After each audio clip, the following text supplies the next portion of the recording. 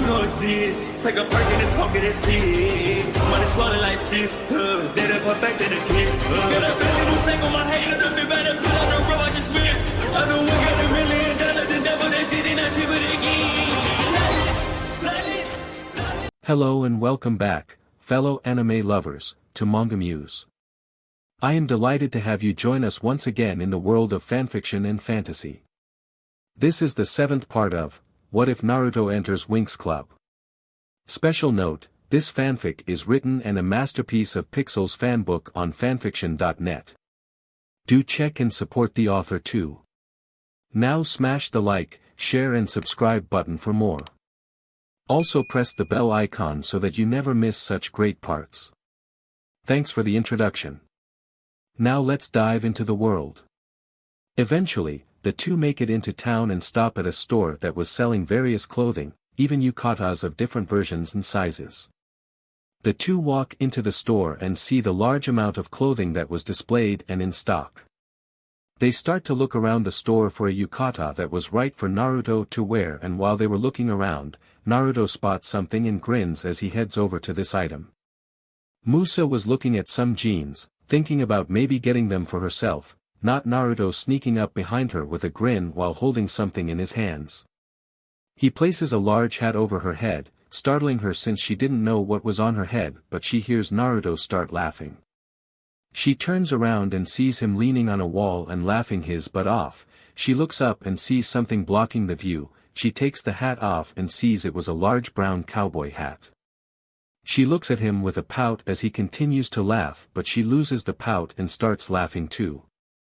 Soon after that, they started to try on different clothes and outfits, which sparks into an impromptu fashion show.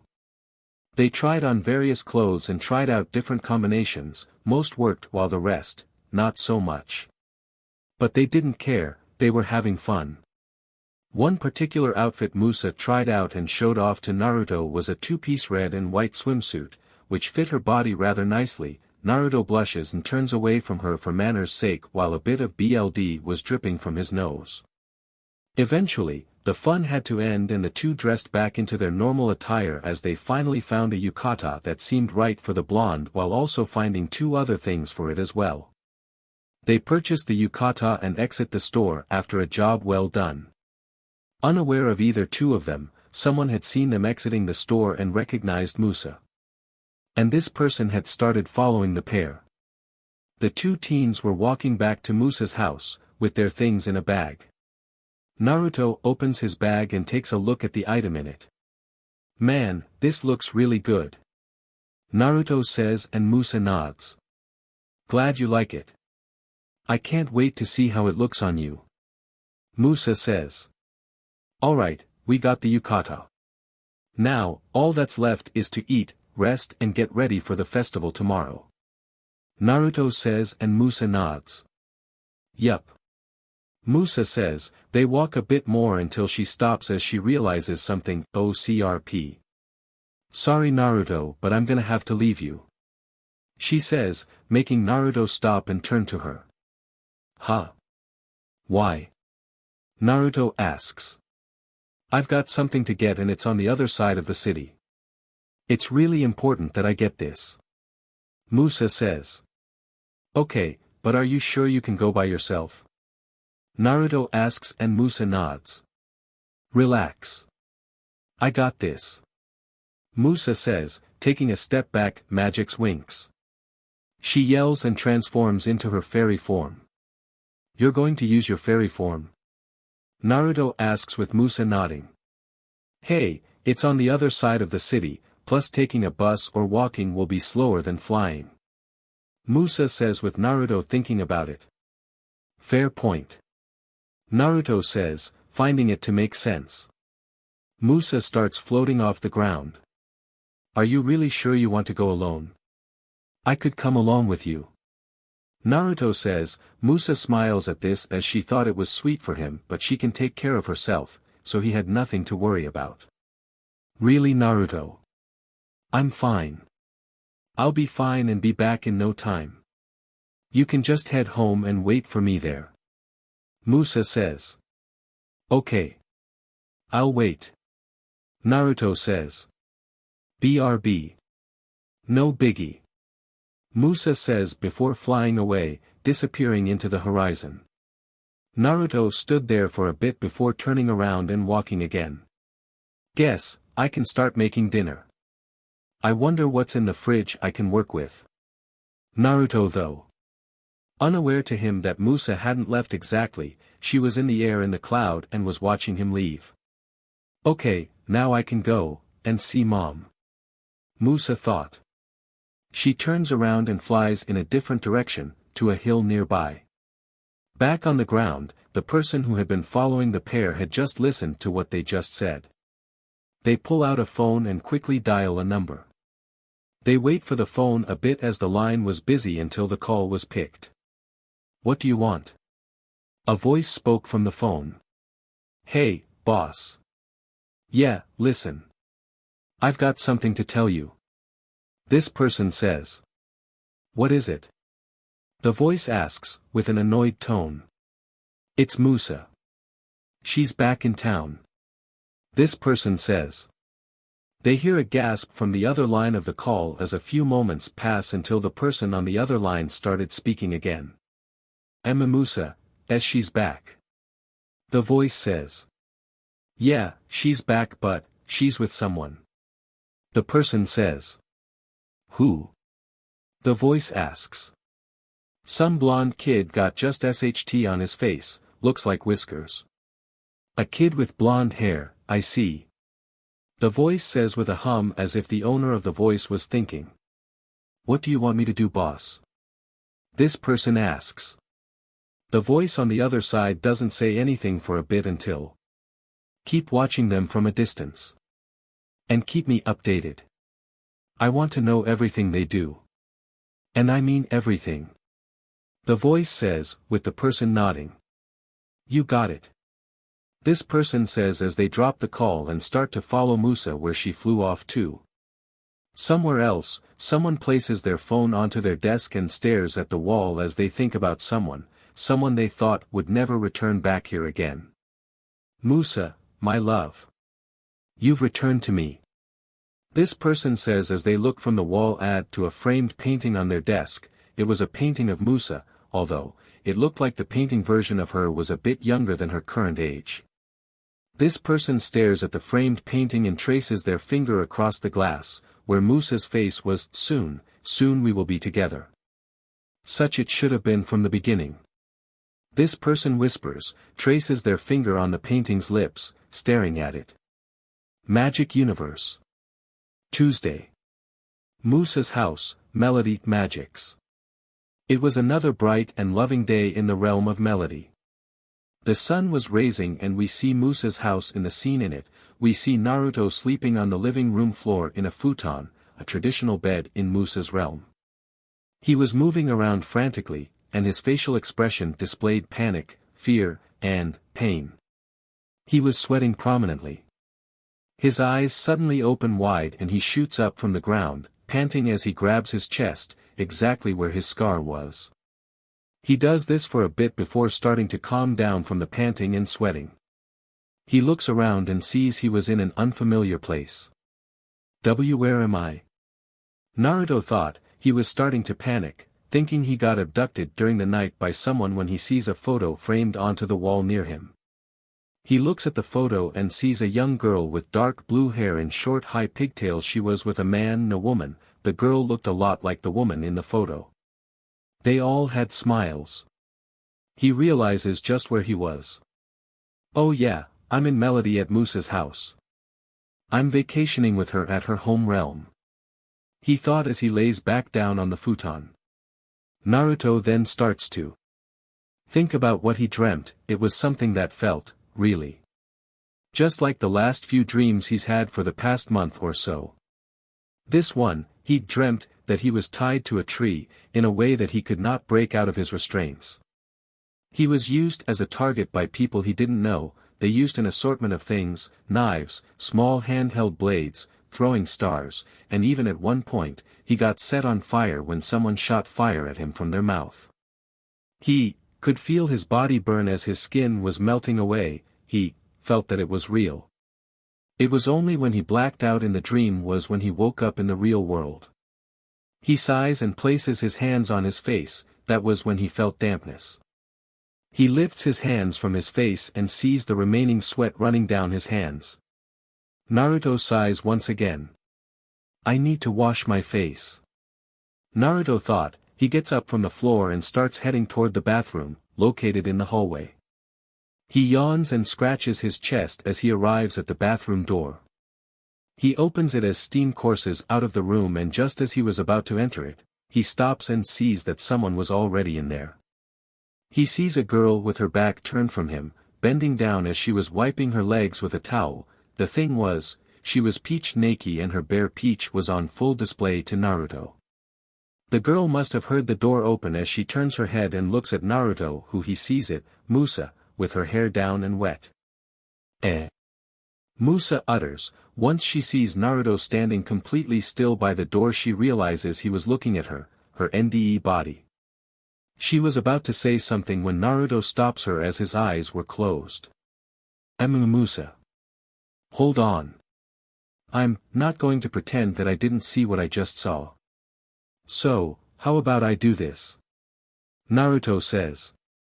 He had a bit of bleed drip from his nose as he goes for the bottom of his black t-shirt and grabs it before pulling it off his body, showing his bare chest to Musa. I'll get naked too. And we can call it even. He yells. Naruto opens his eyes, hoping that he'd get some kind of reaction from Musa to his suggestion. What he wasn't expecting was for her to have a massive blush, covering herself with her hands/arms as she looks at him. NNNN. Musa utters. She then lifts her hand from her body and high in the air. No. She shouts, just as she brings her hand down and smack. 35 minutes after that whole fiasco, we find our young teens in the living room, next opposite of each other as they were having their breakfast. Both weren't looking like their usual selves. Musa had a rather angry expression with a mild blush as her left eyebrow twitched on occasion, while Naruto had a nervous, embarrassed look as he had a large red handprint on his right cheek while some toilet paper was in one of his nostrils, where the bleed was dripping from earlier. Understandably, both weren't really looking at one another due to the incident that had occurred still being fresh in their minds. After several more moments of silence, Naruto decides to say something. He looks up at her, seeing her pouring some tea. Sorry, about bargaining on you while you were out of the shower. Naruto says, nervous about Musa's response. Musa looks at him with narrow eyes. It's fine, really, it's my fault for not locking the door while I was in there, but you could have knocked on the door to see if the bathroom was empty. Musa says. Naruto just flinches and looks back down. Why yeah, sorry. Naruto says. Musa looks at him and saw his expression and body language. She feels bad about how she was treating him. So, she exhales a sigh before looking at him with an apological look. Sighs look Naruto, I'm sorry that I got mad and slapped you hard. I overreacted and chose the wrong option in dealing with the situation and you suffered from it. I'm sorry for that. Musa says. She bows her head to Naruto, who sees this and was taken aback by this. He starts to wave his hands to her. No, I deserved it.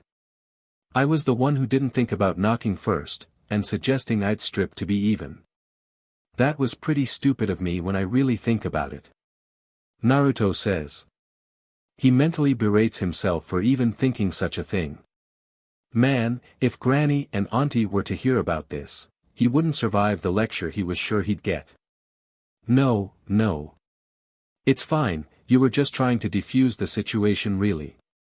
Musa says, smiling a little bit. However, she soon turns to the side. Although, there was nothing I could complain about really. Man, those abs, seeing them again. She murmurs to herself, her blush deepening in a different shade of red as she remembers Naruto pulling his t-shirt off on the day of the rose when he changed and recently at the bathroom. Naruto looks at her with a raised eyebrow as he sees her having a rather weird expression. What was that? Naruto asks. His question snaps Musa out of her thoughts. And nothing. Musa says, her blush visible with Naruto noticing she was acting weirdly. Why is she all red and nervous? Naruto thought, raising one eyebrow. He just decides to put those thoughts behind him for now. Okay then. Naruto says. He starts eating his breakfast, so, today's the festival. He says. Musa nods as she looks out the window that viewed the ocean. Yup. The start of the Rising Sun Festival. Musa says. And you said that it starts at 16:30? Naruto asks, before taking a bite of his cereal. Yup. Musa says. So, what are we going to do until then? Naruto asks. This makes Musa actually stop eating as she just sits there, nothing moving or doing anything for a bit while she finally speaks. I have no idea. Musa says, now realizing that they had no plans for the day except the festival. What are we going to do? She asks. Naruto just shrugs. I don't know. I mean, what can we do besides waiting for the festival? Naruto says. The two sat there in silence for a bit, trying to think of what they could do to speed things up. It was then that Musa thought of something they could do. Wait, I know what we could walk on the beach for a bit before heading over into town to a place. Musa says, catching Naruto's curiosity. What place? Naruto asks. Musa just looks at him and smiles. Somewhere that I know you'll love. Musa says. Naruto thought about it and saw no harm in her idea. He shrugs. Alright then. Naruto says. The two then went back to their breakfast. And after finishing up and cleaning the living room up, the two left Musa's house with Musa leading Naruto down a trail just by the house that leads to a boardwalk of melody that was next to the ocean. The ocean was crystal clear, so clear that you could see the ocean's bed and all the life forms in the ocean swimming by. The two rolled the leg of their jeans up to where their knees were, allowing their legs to enjoy the air, and started walking on the boardwalk, taking in the sight before them and feeling the wind blow by them.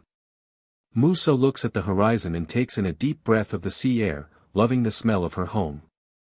Ah! Musa lets out a long sigh, making Naruto turn and look at her. What? What's up? Naruto asks, with Musa just shaking her head. Nothing, just taking in the fresh sea air. I don't think I'd miss it. Musa says. Naruto just chuckles a bit. I can only imagine. Naruto says, with a sly smirk. Musa just pouts at him and playfully punches his arm. Shut up. You know what I mean. Musa says. Naruto's smirk suddenly drops as his eyes gain a depressed light to them. Not really. Naruto says, sadness in his voice. Musa looks at him when she heard that and notices his new expression. It took a bit for her to realize what was wrong, and when she did, she remembers something. Right, your amnesia. Musa says with Naruto slowly nodding. Yeah, I don't even remember what my old home looks like, or what it even has. And that's just the small things. What if I have a family over there? Friends? All worried for me and waiting to see if I'll come back, or to know if I'm dead. I just wonder sometimes, will I ever get my memories back? Naruto asks. He looks at the ocean with an expression that held sadness. Musa sees this and couldn't help but feel awful for him. It looked like this was really eating away at Naruto. She places her hand on his shoulder, making him turn to her as she looks at him. Naruto, you don't have to worry. Me and the girls promised we'd help you recover your memories. You're not alone in this, you've got us, and the professors and headmistress. You've got people on your side. Musa says, with conviction in her tone. Naruto looks at her and sees she was serious with what she said. He couldn't help by feeling warmth in knowing that he has people on his back that will be there for him, for the best and worse. Thanks Musa.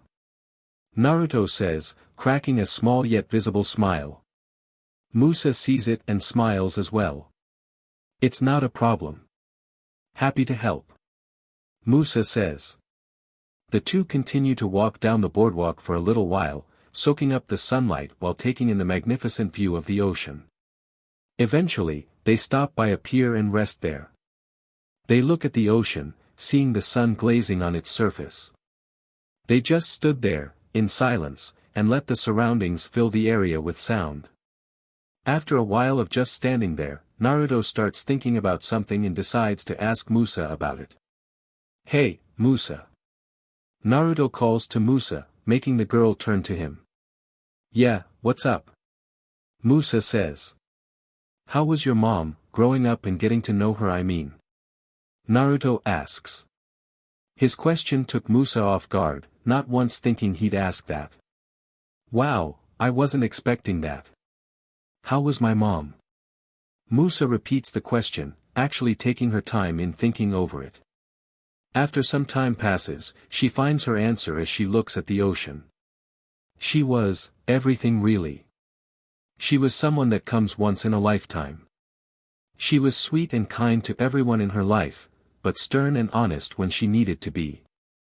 She was someone that most people loved and wanted me. Especially me, I want to be just like her one day. Someone who loves those around them and loves what she loves. Music. She says, smiling fondly as she remembers all the times she had spent with her mom. Her answer surprises Naruto a bit, sure he was expecting something heartfelt from Musa but wasn't expecting that. Wow, that's amazing Musa. Your mom sounded like she was an incredible person.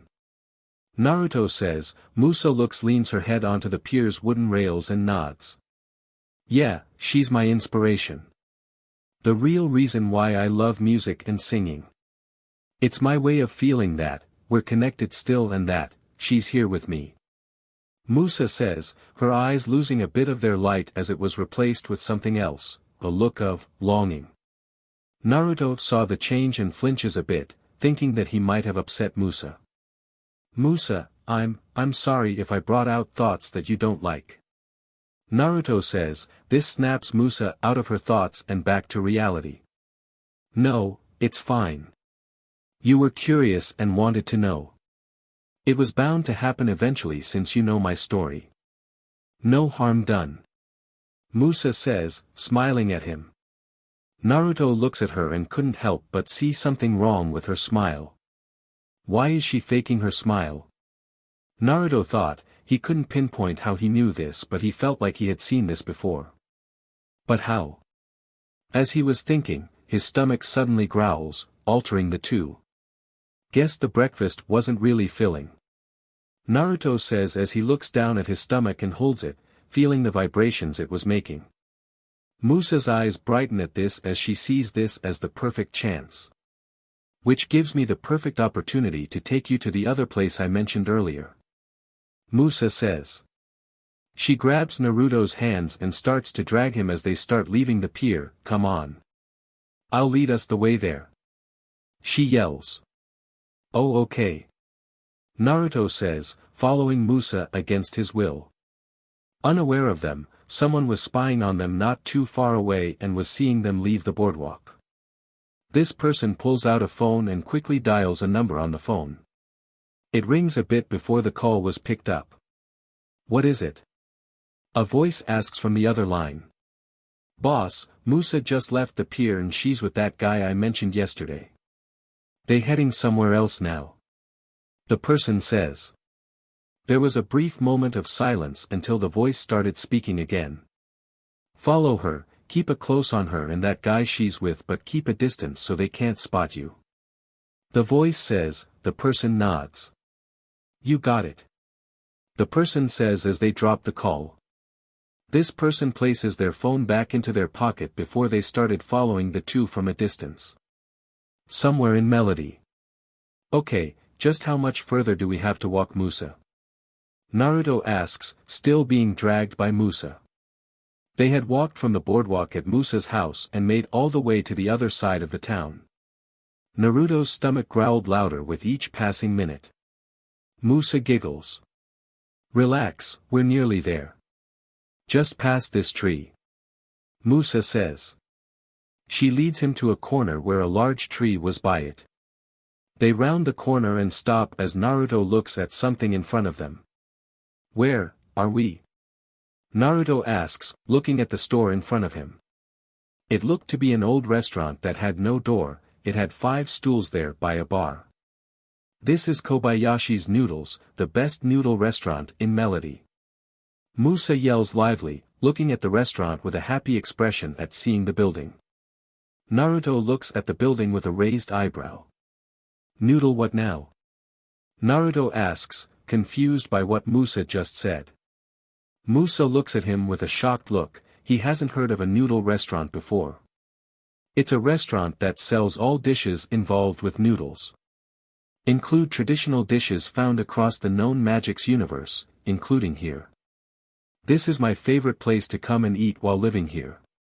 It was pretty much the only restaurant my family could afford while growing up.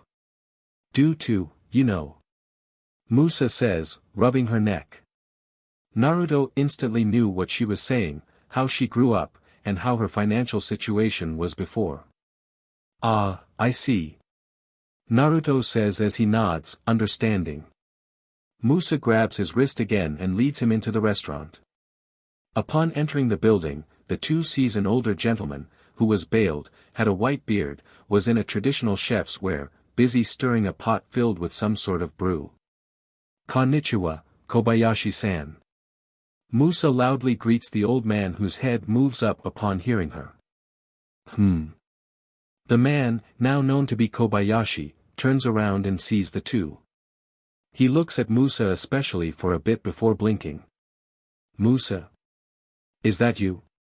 He asks, causing Musa to smirk and place her hands on her hips. Who else could it be? I mean, I am your favorite customer. Musa says. The older man looks at her for a bit before he cracks a smile and leaps over the counter and scoops her up into a big hug. Oh, my little girl is back in town. Kobayashi yells, spinning Musa around with surprising strength displayed by a man his age. He sets her down. Sorry, I was busy settling back in. But I decided to stop by and eat your delirious food. Musa says, this causes Kobayashi to shake his head and chuckle. Oh. Stop. You're gonna make the old man feel older than I am. Kobayashi says. He then notices Naruto who was just silently standing there. Who's this fellow? He asks, gesturing to Naruto. Oh, this is my friend from Magix. I brought him with me. Musa says. Naruto took this as the chance to introduce himself as he steps forward. Hello, I'm Naruto. Naruto introduces himself, sticking his hand out to Kobayashi who takes the hand and shakes it. Naruto. Interesting name you've got there, kid. I'm Oma Kobayashi, nice to meet you. Kobayashi says. Once he lets go of Naruto's hand, he turns around facing the counter, and leaps over it to land on the other side facing the kitchen. What can I do for you two kids today? He asks. The two took their seat on the stools and looked at the menu. Well, Naruto did. Musa knew exactly what she wanted. Oh, you already know what to give me. The usual please. Musa says. She was already thinking of her meal. Oh, she could taste it already. She turns and looks at Naruto and sees he was frowning while reading the large menu, not knowing what to pick. She decides to help him out. She takes the menu from his hands and sets it down on the counter before looking at Oma. And give my friend here one of your best dishes. It's his first time eating here. She says. Oma knew just what she was talking about and nods. You got it. Oma says as he starts preparing the dishes. While he works, Musa looks around the restaurant and notices something missing in the store. So, where are Mika and Yui? Musa asks. Oh, they're out by the festival grounds. They're busy setting up a stand there for the place. Their boyfriends are there helping them. Oma says. Oh, okay. Guess we'll see them there later. Musa says. This surprises Oma as he briefly turns to Musa. Oh, you're going to the festival later? Oma says and sees Musa nodding. Yep, it's pretty much the whole reason why I came back to spend my break. And I didn't want to come alone, which is why I invited him along. Musa says. Now Oma understood as he nods. Well, that's good. You can show him around and see just what this realm has to show. How did you two meet? Oma asks. His question catches the two off guard since they never really thought about anyone who Musa would ask. The two look at one another, thinking of something they could use to lie to Oma about how they really met. Oh, we, met at Magic City. We, ran into each other and we sort of just, clicked and hung out with each other ever since. He's sort of one of my best friends. Musa says, telling half the truth and telling half a lie as well to protect Naruto as she was nervously chuckling while rubbing the back of her head with Naruto also nervously laughing while scratching his whisker marks on his right cheek. Oma looks at them with slightly narrow eyes, as if he could tell that they were lying to him about how they met as they saw and were getting nervous about being called out on it. But their worries were suddenly dashed away when he just shrugs his shoulders. Okay. Oma says as he returns to the food. The two teens let out a silent sigh of relief. Soon after, Oma turns back to them, this time holding two bowls in his hands. Here you go. 1 order of shio ramen and 1 bowl of Kobayashi special. Oma yells, he presents the bowls to the two and sets them down in front of them. Musa looks at her bowls and grins. She grabs a pair of chopsticks from a bunch and breaks them before clapping her hands. Shikuji o arigato. Musa yells before she starts to eat her meal. Translation, Shikuji o arigato means, thanks for the meal. While Naruto was looking at his dish in front of him and stares at it with fascination. It had the noodles in it, with some broth, cut boiled eggs that were browned perhaps marinated in something, chopped green onions, some meat and something else that had a swirl in it. He raises his eyebrow, not really thinking he should eat this. He feels a tap on his head and looks up to see Oma looking at him. Well, aren't you going to try it? Oma asks. Okay. Naruto says, he takes a pair of chopsticks from the stack and breaks them apart. He uses the chopstick to pick up a large portion of the noodles with most of it falling back into the bowl, splashing the broth. Naruto looks at the noodles a bit more before slowly placing them into his mouth. Upon doing this, Naruto's eyes widen as a sharp flash went through his mind and he starts to see something that was, unclear to him. Naruto's vision, first-person perspective. Heavy rain was pouring from the heavens and onto some rural village with me seeing most of the inhabitants seeking shelter from it. I saw that some who were running past me glaring at me with hatred. Something that I didn't understand. But that wasn't something I was interested in right now. I was standing just outside an old building, it looked like a restaurant of some sort. I was staring at this guy who was busy looking down at a pot in front of him as he stirred whatever was inside it. This old man wore a chief uniform and had dark gray hair just under his hat since I could see it. His skin was light brown, and his eyes are always seen closed for some reason. I was spying on him since I passed this place on walks. The place smelled good. Just what was he making? I was staring at him so much that I barely noticed him looking up from his pot and seeing me standing at his door. Hey, kid. The old man says to me, startling me as I flinch. Eep. I yelp. I turn the other way and start running away from the restaurant. Great. Now he won't let me be near his place. Wait, kid. Hold on. I heard this guy yelling at me. Did he want me to stop? I turn around and slowly walk back to the building and peek through the door and saw the old man waving to me, gesturing to me to come in. Come on in here, kid, it's cold out there and you're soaked. You're going to catch a cold if you stay. The man says. He looked worried about me being in the rain. Why? Okay. I said. I slowly make my way into the building and was in. Have a seat, kid, you must be feeling cold. Aren't ya? The man asks. I was feeling cold thanks to the rain soaking my clothes.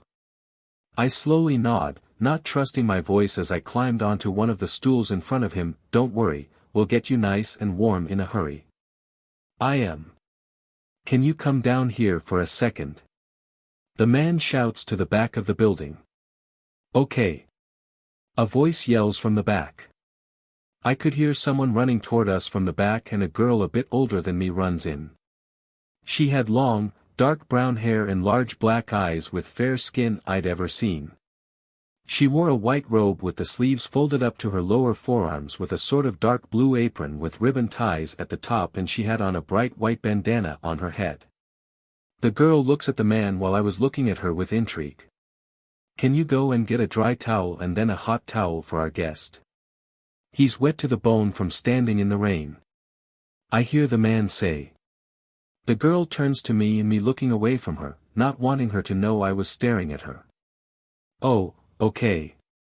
The girl, I am, says as she runs back to the back of the building to get the things the old man asked for. While she was away, the man turns back to me. What's your name, kid? He asks. I was shyly looking down to the floor, not wanting him to see me like this. And Naruto. I said. I could hear him hum to himself upon hearing my name. Naruto. That's an interesting name you've got. Never heard of anyone with it before, pretty unique if you ask me. I'm Tucci. I see the man, whom I now know to be Tucci, say with a smile.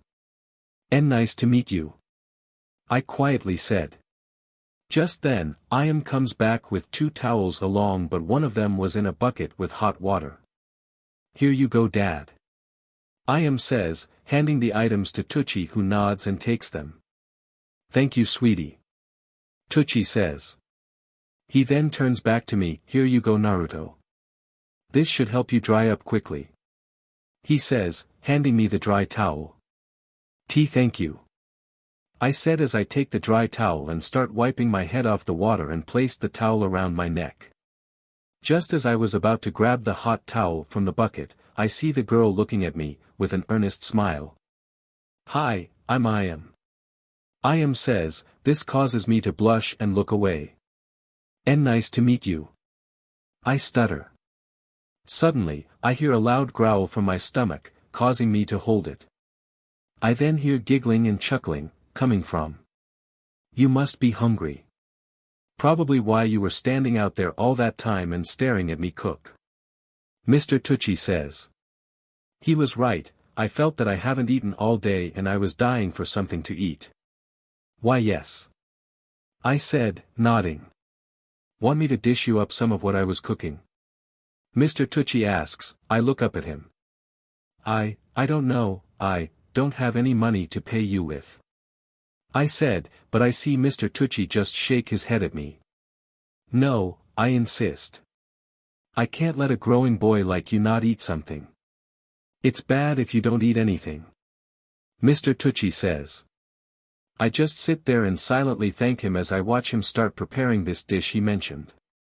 I watch him as makes this dish. He places noodles into a large bowl before pouring some kind of soup into it. He then places cut pieces of meat, green things, and 2 pieces of white things with a pink swirl on them. Once he finishes making the meal, he holds it out to me with a smile. Here you go, 1 piping hot bowl of ichuku ramen. On the house. Mr. Tucci says as he places the bowl down on the counter in front of me. I look at the bowl, seeing the steam coursing off it. Are you sure that it's okay for me to eat this? I asked and I saw him nod. Sure, go ahead. Try it. Mr. Tucci says. He had this look that was ensuring me that I had nothing to worry about. I look back down at the bowl. Oh okay. I stammered. I quickly grab a pair of chopsticks from the pack and break them apart. I use them to grab some of the noodles and pick them up from the bowl. I scooped up the noodles from the chopsticks and started chewing them as I tasted the flavors and, what is this? It's melting into my mouth. This is delicious. I yelled. After I did, I started to really eat this heavenly dish. I started hearing Mr. Tucci laugh. Ha ha ha ha, I see that you're liking the ramen. I hear Mr. Tucci say and I nod, not taking my head away from this food, ramen. Yes, this is the best thing I've ever eaten. I yelled while eating. It didn't take long for me to finish the ramen. It was good, but I want more. Want seconds? Mr. Tucci asks. I peek at that and look at him with puppy eyes. Yes please. I yell, holding out the bowl to him. He laughs a bit more before taking the bowl. Ha ha ha. Sure thing. Mr. Tucci says as he starts making me a second portion. I sit there, watching him do it while drooling. I couldn't wait to eat the ramen again. Naruto, Naruto, Naruto. I suddenly hear someone call out to me. I look around and see Musa sitting. End vision. Ha. Naruto utters as he blinks and sees he was back in the ramen stand. What the? Naruto thought. Naruto, are you okay? He turns and sees Musa and Oma were looking at him with concerned and worried looks. Why yeah, what's up? Naruto asks, slowly regaining his bearings. Are you feeling okay, kid? Oma asks as Naruto looks at him. Yeah. Why are you asking? Naruto asks. You're crying. Musa says. This catches Naruto's attention as he turns to her. Ha. Naruto utters. He wipes his eyes and felt water from them. He looks down and sees there was tears in his eyes. I'm crying, why? Naruto thought. You just froze in your seat after you took a bite from your ramen and started to cry. We were calling out to you for a bit but you didn't respond to anything. We were thinking that something was wrong with you. Oma says. Musa looks at him. Are you really feeling alright, Naruto? Musa asks. Naruto doesn't say anything, instead looks at his bowl of ramen and slowly nods. Why yeah. Naruto says. You sure? Musa asks. Naruto looks at the ramen bowl and he starts to smile. Yeah, I feel fine. No, I actually feel great. I don't know why, but I feel happy. Naruto says. He starts to eat the ramen again. Musa and Oma look at him for a bit before they turn to each other. A few hours later. Thanks for the meal. Both Musa and Naruto yell, clapping their hands together as they felt satisfied with their meals. Oma was washing their empty bowls with a smile. I'm glad you two enjoyed the food. Means I still got it. Oma says. Musa looks at him. What are you talking about? You've always had it, Kobayashi. Musa says. Oma just smiles and shakes his head. Thank you, Musa, that means a lot to me. But I have to face reality. I'm nearing that age where things as simple as getting up in the morning is a task on its own. I can't keep doing this forever, even I know this. Oma says. This catches Musa off guard. Really? Musa says, feeling concerned by what he said. Yep, in about a year or two. I'll pass the store to one of my girls. To continue the family tradition, of course. Oma says. This makes Musa frown. So, does that mean I'll never see you here again by the time I graduate? Musa asks. She looks sad. This was something she don't expect. She looks down and Naruto and Oma see this. The two move to her with Naruto holding her shoulder while the old man just places his hand on her head. This action causes Musa to look up and see Oma just look at her with a sincere expression. Don't be sad, Musa. You'll still see me around here whenever you visit.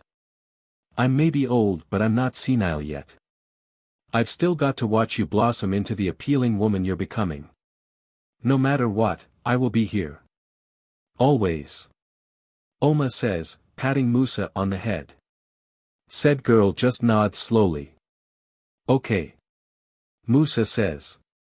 Oma lets go and looks at the clock and saw just what time it was. Oh, look at the time. I think it's time for you two to run along and head home. It's nearly time for the festival and I've got to close up and head over there to help the girls. Oma says. The two look at the clock and see that it was nearly time for the festival to start. Oh, you're right. Musa says. The two get up from their seats with Musa pulling out some cash and placing it on the counter. Here you go, thank you for the food, Kobayashi. No problem, kids. Now you go and have fun at the festival. I'll see you there. Oma yells, waving at the two as they were exiting the restaurant. We will. Bye/see you, old man. The two yell and leaves the stand. As they walk down a trail, Naruto spoke. So, we head back to your place and get ready for the festival? Naruto asks. Musa nods. Yep, that's the plan. Musa says. Suddenly she stops walking as she realizes something she had to do. Naruto notices that she stopped walking and he stops as well and looks at her. Musa, something wrong? Naruto asks. Actually, you can go and head back to the house and get ready. I have something to do really quick. Musa says. What, again? Naruto says. He remembers she did this yesterday after getting him a kimono for the festival. Musa holds her hands up in an apology gesture. I know, and I'm sorry for doing this. To you, but I really have to go. It's really important to me to go and do it. I don't get too many moments to do it. Especially with how our timetable is at Althea. Musa says. Naruto looks at her for a bit before he just lets out a sigh. Okay, fine. You can go and do your thing. I can find my way back. Naruto says. Musa smiles. Sweet, thank you for understanding, Naruto. It means a lot. Musa says. You can go ahead to the festival. You can ask people around to guide you to where it is, so don't wait for me. I'll catch up. I'll see you later. She says as she quickly transforms into her fairy form and takes off into the sky, leaving Naruto on the ground, who just sees her disappear into the clouds. Later. Naruto just mutters as he sighs and resumes walking, this time with his hands in his pockets, looking a bit upset. Man, just what is she doing that's so important for her to ditch me 2 times in a row? Naruto thought, walking along the trail. Just behind him, hiding by a building, was the person who was following them the whole day. They had seen and heard everything. They took out their phone once more and dial the number to their boss, who picks the call up. Boss, it's me. Musa just left that guy. The person says. Where is she now? This unknown boss asks. No, she transformed into a fairy and took off. This person says. This makes the other person on the other line hum in interest. Oh, so she really did go and become a fairy. That's good, we could the extra power into our group. Do you know where she is heading? I actually don't know where she flew off to. But I overheard them and heard that they'll meet each other at the festival. The person says. Good. Good work. Come back and we can get ready for it. We'll discuss what we'll do further once you got it. See you soon. The person says as they drop the call and start to head to where their boss and the others were to get things rolling. 2 hours later. MT Hayashi, Melody, Magix. People from the city were entering the festival as it was starting to come to life.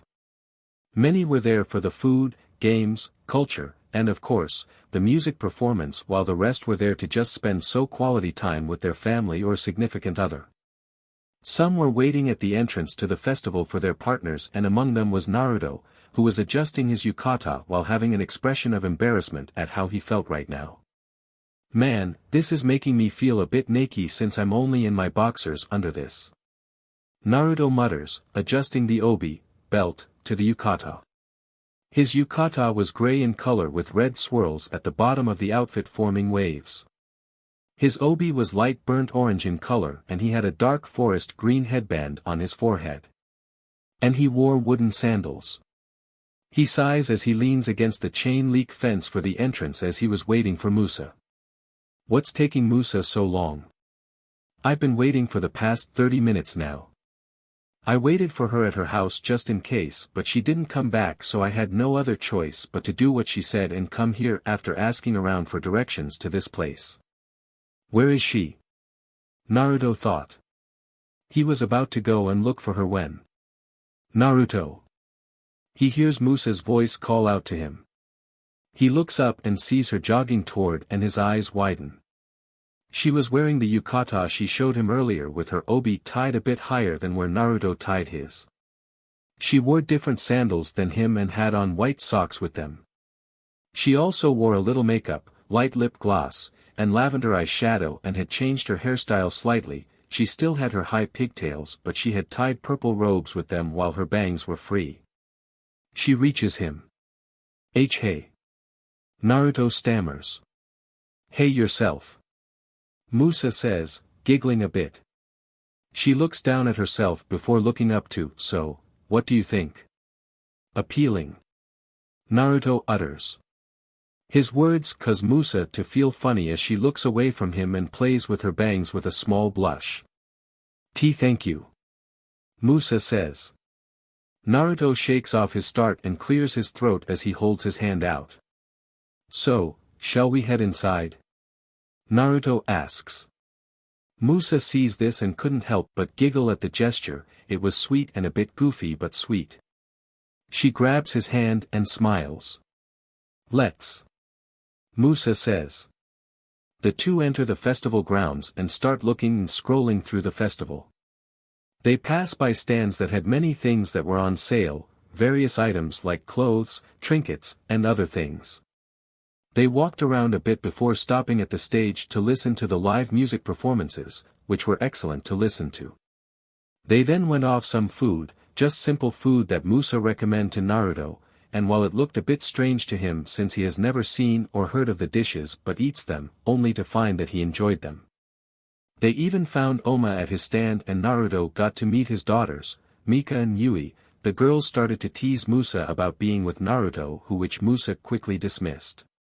The two then walked about a bit more until they spot a bench in a slightly open, clear field. They head toward the bench and sit on it as they look up to the starlit sky and stargaze. They were unaware that someone had spotted them and went away to get his buddies to head over to them. 1 hour later. They sat on the bench, watching the sky in silence, letting the surrounding sounds and music in the background just fill the atmosphere, which they didn't mind. This is really nice. Musa suddenly says. Naruto just sheepishly rubs the back of his head as he agrees. Why yeah, it just feels right yet no. Naruto says. Yeah. I know. Musa says. She leans onto Naruto and places her head on his shoulder, taking him by surprise. I'm glad I got to come back here and spend time here, and with you Naruto. I'm happy you're here with me. She says. Me too. Naruto says. Their hands were close on the bench and start to inch closer toward one another, just as they were about to lock with each other. Musa. Is that you? A voice spoke behind them, interrupting their little silence as the two turn around and see 6 guys their age. Most of them were normal look in terms of looks, but one of them was tall and thin compared to the others as he had spiked up, bleached colored hair and a tattoo on his face. He, along with the others, were wearing the same kimono, a black and purple kimono with purple dragons on the bottom of the outfit and leather jackets. Musa instantly recognizes the tallest one. Oh no. Musa utters as she starts to shake slightly. Sup babe. You came back home and didn't tell me. I'm hurt by that. The tall one says, as Musa just lets out an irritated sigh as she looks up at the tall one and glares at him. What are you doing here Sanji? Musa asks. What does it look like? I'm here at the rising sun phase with my buds but not my girl, especially since I found out from one of my boys saying he saw you in town with another man. Babe, if you needed some love, you could have come to me for some strong loving. The tall one, now known as Sanji, says, with a smug look. how did you even I was here? Musa asks. Sanji just places his hand on one of his friend's shoulders and pats it. You can thank my little friend for keeping a close eye on you. He's been watching ya since you came into town yesterday. Sanji says, grinning. Musa's eyes widen in shock, but that quickly turns into anger as she furiously glares at the group. You had someone spy on me and my friend. Musa growls at Sanji, who just ignores the glare he was getting. Oh come on babe, you should. Remember that I've got eyes and ears all over this place. After all, it's my tough. Sanji says, with a smug tone. This was when Naruto had enough of this guy as he stands up and looks at them. Hey, Musa. Who's this? Naruto asks. Musa stands up and stands next to Naruto. This dipshit is Sanji. He used to be a friend of mine in my past, but I cut ties with him after I found out he did some pretty messed up stuff. Musa says. Sanji just makes a mock-hurt expression. Oh. Come on baby, I know you missed me since I missed you. Let's get out of here and catch up a bit at my place with the guys. Sanji says. He looks at Musa and trails down her body as he smirks and licks his lips a bit. No. I'm here with my friend here and I'd rather not. Musa says she was about to walk away with Naruto when a hand roughly grabs onto her wrist and pulls her away from the blonde, as it was Sanji the one who grabbed her. Musa's shaking worsened when she saw it was him. I'm not asking. I'm saying we're going and you're coming along with us. Sanji says. No, I'm not. Musa says as she tries to pull away from Sanji, but the boy's grip was just too strong. I said let's go. Sanji says, starting to drag Musa along. But before he could even take a step, someone grabs his wrist. She said no. Naruto says. Sanji just looks at him. And who the hell are you?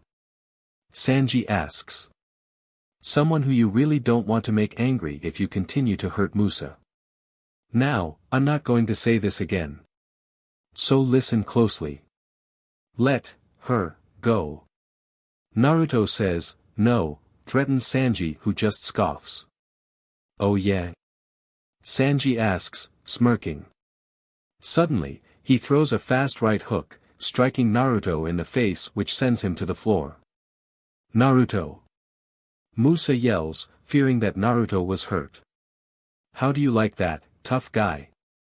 Sanji yells. He turns around and was about to leave with his friends and Musa, still holding her wrist, when he starts to hear laughing. He turns back around and sees Naruto, getting back on his feet, and laughing his butt off, which confuses and infuriates him. The hell you Logan about? Sanji asks. Naruto continues to laugh a bit more before calming down, turning around, and looks at him as a bit of blood was dripping from the corner of his mouth with a big grin on his face.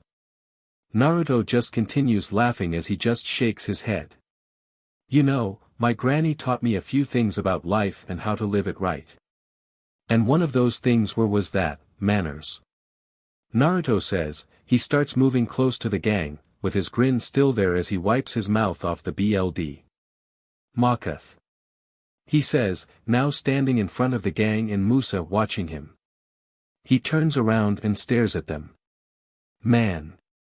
He says, dropping his grin and gaining a serious expression, one that Musa quickly recognized from one time, the time he fought Riven in that alley. You know what that means, boys? Naruto asks. He got no responses from them and just shakes his head before looking up again at them. Then let me teach you a lesson. He says. He was about to do something when Sanji lets go of Musa's wrist and walks up to Naruto's face. You know what? Why don't you just shut the F up and dash, Sanji was saying, but was rudely cut off by Naruto when he suddenly performs a perfect roundhouse kick right on Sanji, right on the side of his jaw, sending him back and putting him to the ground. His gang looks in shock at what just happened while Naruto stands perfectly straight again and cracks his neck. The gang turn their heads to Naruto, who had a smile on his face. So, are we going to stand here all night or are we going to fight? Naruto asks. One of his buddies rushes at Naruto with a big right hook, something that the blonde sees coming, and swats the attack away from him using his hands and directs the attack to land on one of his opponents, right in his face, as the punch knocking out a tooth in the process as the receiver of the punch is sent to the ground and is out cold. The others then rush toward Naruto with the one holding Musa remaining behind to watch the now 3 versus 1 fight. Naruto kicks one of them in the chest, sending him back, and starts evading the other two who pulled out knives from their kimonos. He swats and parries their attacks with ease before grabbing one of them by their wrists and twisting their hand, breaking it and causing them to scream. Seeing one of them go down, the remaining two charge to Naruto, who just shifts back into his fighting stance. When one of them tries to punch him, Naruto ducks from the punch and sends a couple of jabs and shots onto the midsection of the attacker, but he gets hit across the face by the other one, stumbling back. Naruto quickly regains his bearing in time to see the one who punched him, charging in with his fist raised as he swats the fist and elbow jabs the attacker in his face, and sends him down. Naruto breathes a little before hearing commotion behind him and sees the one he was fighting, the remaining one, was back on his feet and had a knife in his hand.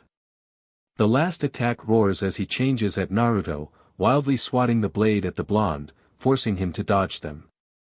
Naruto ducks from the swat and quickly strikes the knife wielder, performing precise spinning elbow jabs onto his attacker, the first jab hitting the ribs, the second to the kidney, the third to the kneecap, and the final jab lands on the calf, rendering the attacker to his knees and letting go of the knife. But before he could get up, he gets a heavy hit across his chin by Naruto's spin kick, knocking him out. Naruto spins on his heels to a stop and lets out a sigh of relief. He looks around and sees the laid-out bodies of the group on the floor, groaning or KO'd from their injuries. Seeing a job well done, Naruto wipes his hands off the dirt and turns to where Musa was but didn't see her where she was, instead a crowd that had gathered around them. This confuses him about where could she be, maybe in the crowd. As he was looking for Musa, he doesn't notice one of the fallen gang members was getting up and was behind him, holding a blaster in his hand. It was Sanji with blood dripping from the corner of his mouth. Sanji lifts the blaster and takes aim at Naruto. "You're so dead Magix." Sanji could only say before letting out a pained yelp as he falls face first onto the dirt ground. Naruto hears this and turns around and sees Sanji on the floor again and sees Musa standing there, holding a stick. Naruto spots the blaster on the floor near Sanji and quickly realizes what was about to happen. "Musa." Naruto just says. Musa drops the stick and heads to Naruto. "Naruto. Are you okay?" Musa asks. She looks around him and sees a small bruise on his cheek, but it was fading rapidly. "Yeah, I'm good." Naruto says.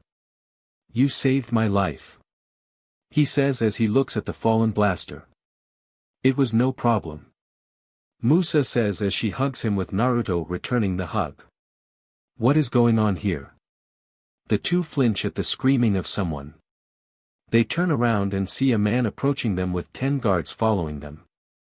The man approaching them was tall and chubby, with gray eyes, brown hair and fair skin, and high cheekbones and wrinkles on his face. He wore a crown similar to a harp while wearing blue, red, and pale green robes similar to a hanfu. "Well, can explain what has happened here?" the man asks, looking rather cross. Naruto turns to Musa.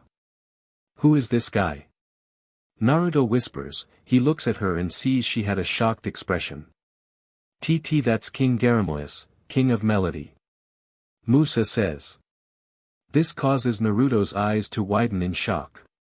A member of the royal family was standing in front of them, and there were bodies on the ground and a blaster. "Well, are you two going to explain what has happened?" the man, King Garamois, asks again. The two began trying to find a way to say what had happened, but Sanji, who regains consciousness, slowly stands up and looks at the king. "Your Highness, I can explain," Sanji says, making everyone look at him, Musa and Naruto surprised in seeing him still awake and standing. "You see, me and my friends were simply enjoying our time here at the festival when we spotted our old friend here. This lovely female and this brute here, and we were about to try and see if she would come with us and perhaps catch up when this brute started to attack us one by one. We tried to fight him off, but he took us out and pulled out a knife and a blaster, as you can see on the floor, and used it on us. He says. Musa and Naruto look at him in disbelief. What? The two yell. That was no way this was happening. King Garamoyus looks at him with slightly narrow eyes. Is that what really happened? King Garamoyus asks as Sanji nods and lowers his head in a bow. Yes, Your Highness. Sanji says. He smirks a bit. King Garamoyus looked at him a bit before turning to Naruto and Musa, still in shock at what Sanji was trying to pull. I'd like to hear what the blonde boy has to say about what happened. Seeing as he was involved in this.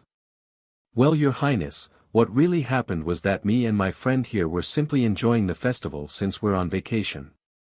We were sitting on that bench and taking in the night sky when this guy and his crew came up to us and started to say indecent things to us.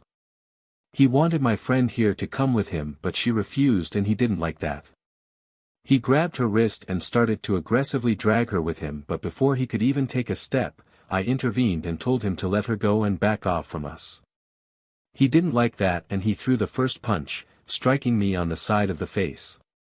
I then retaliated, and he and his friends attacked me, but I held my ground and took them out even after some of them pulled out weapons, as such the knife and the blaster. And before you ask, no, I didn't pull out any weapon and took them out with only my hands and combat skill. Naruto explains. Is that so, boy? King Garamoyus asks. Naruto just looks at him and nods. Yes, Your Highness. Naruto says. He was really nervous and worried that the king didn't believe him. King Garamoyus just looks at Naruto and Sanji and knew something was fishy, but with who? He looks at the still bodies of Sanji's friends and thought of a way to. High guard. King Garamoyus yells with one of his guards stepping up in front of him. Yes, my lord, the guard yells, awaiting for his king. Check one of the fallen bodies and see if there are any indications of any injuries and see what were the cause of it. King Garamoyus says. He looks at Musa and thinks of something else, and check the girl as well. See if there's anything on her as well. He says with the guard nodding. The guard goes and starts looking over the bodies of the unconscious boys for a bit before he turns and looks over Musa, spotting something on her. Once he sees this, he returns to his king and stands in front of him.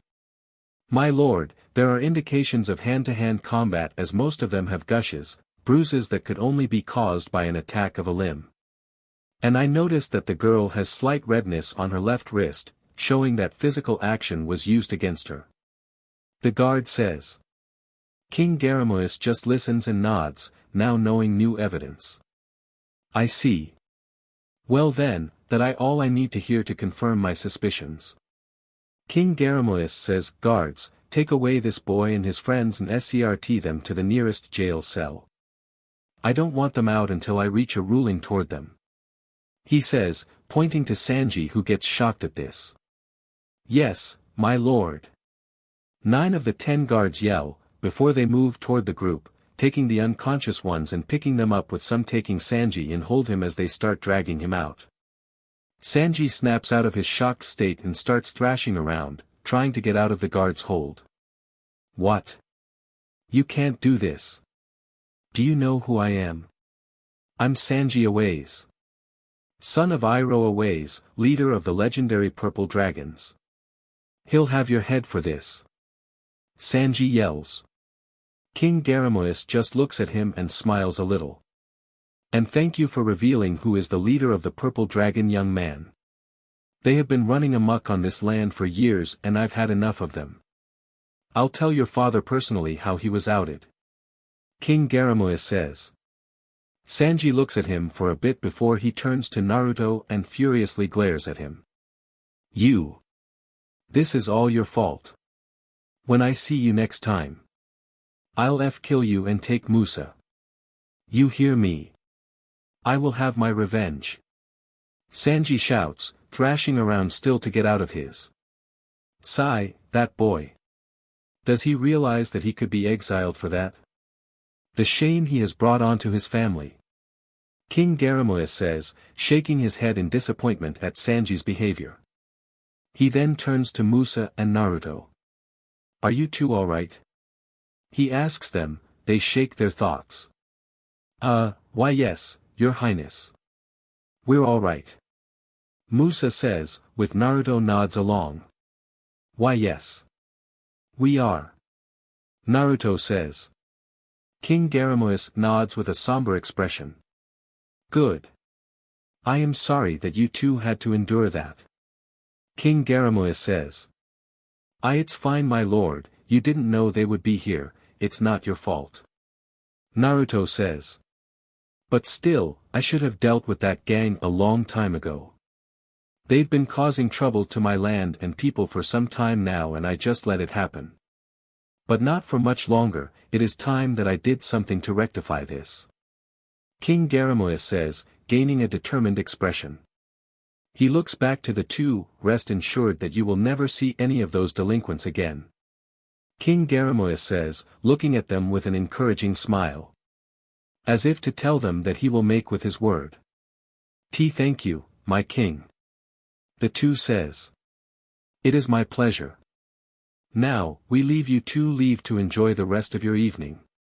King Garamoya says. He turns around and aces his remaining guards, men, we leave at once. He says.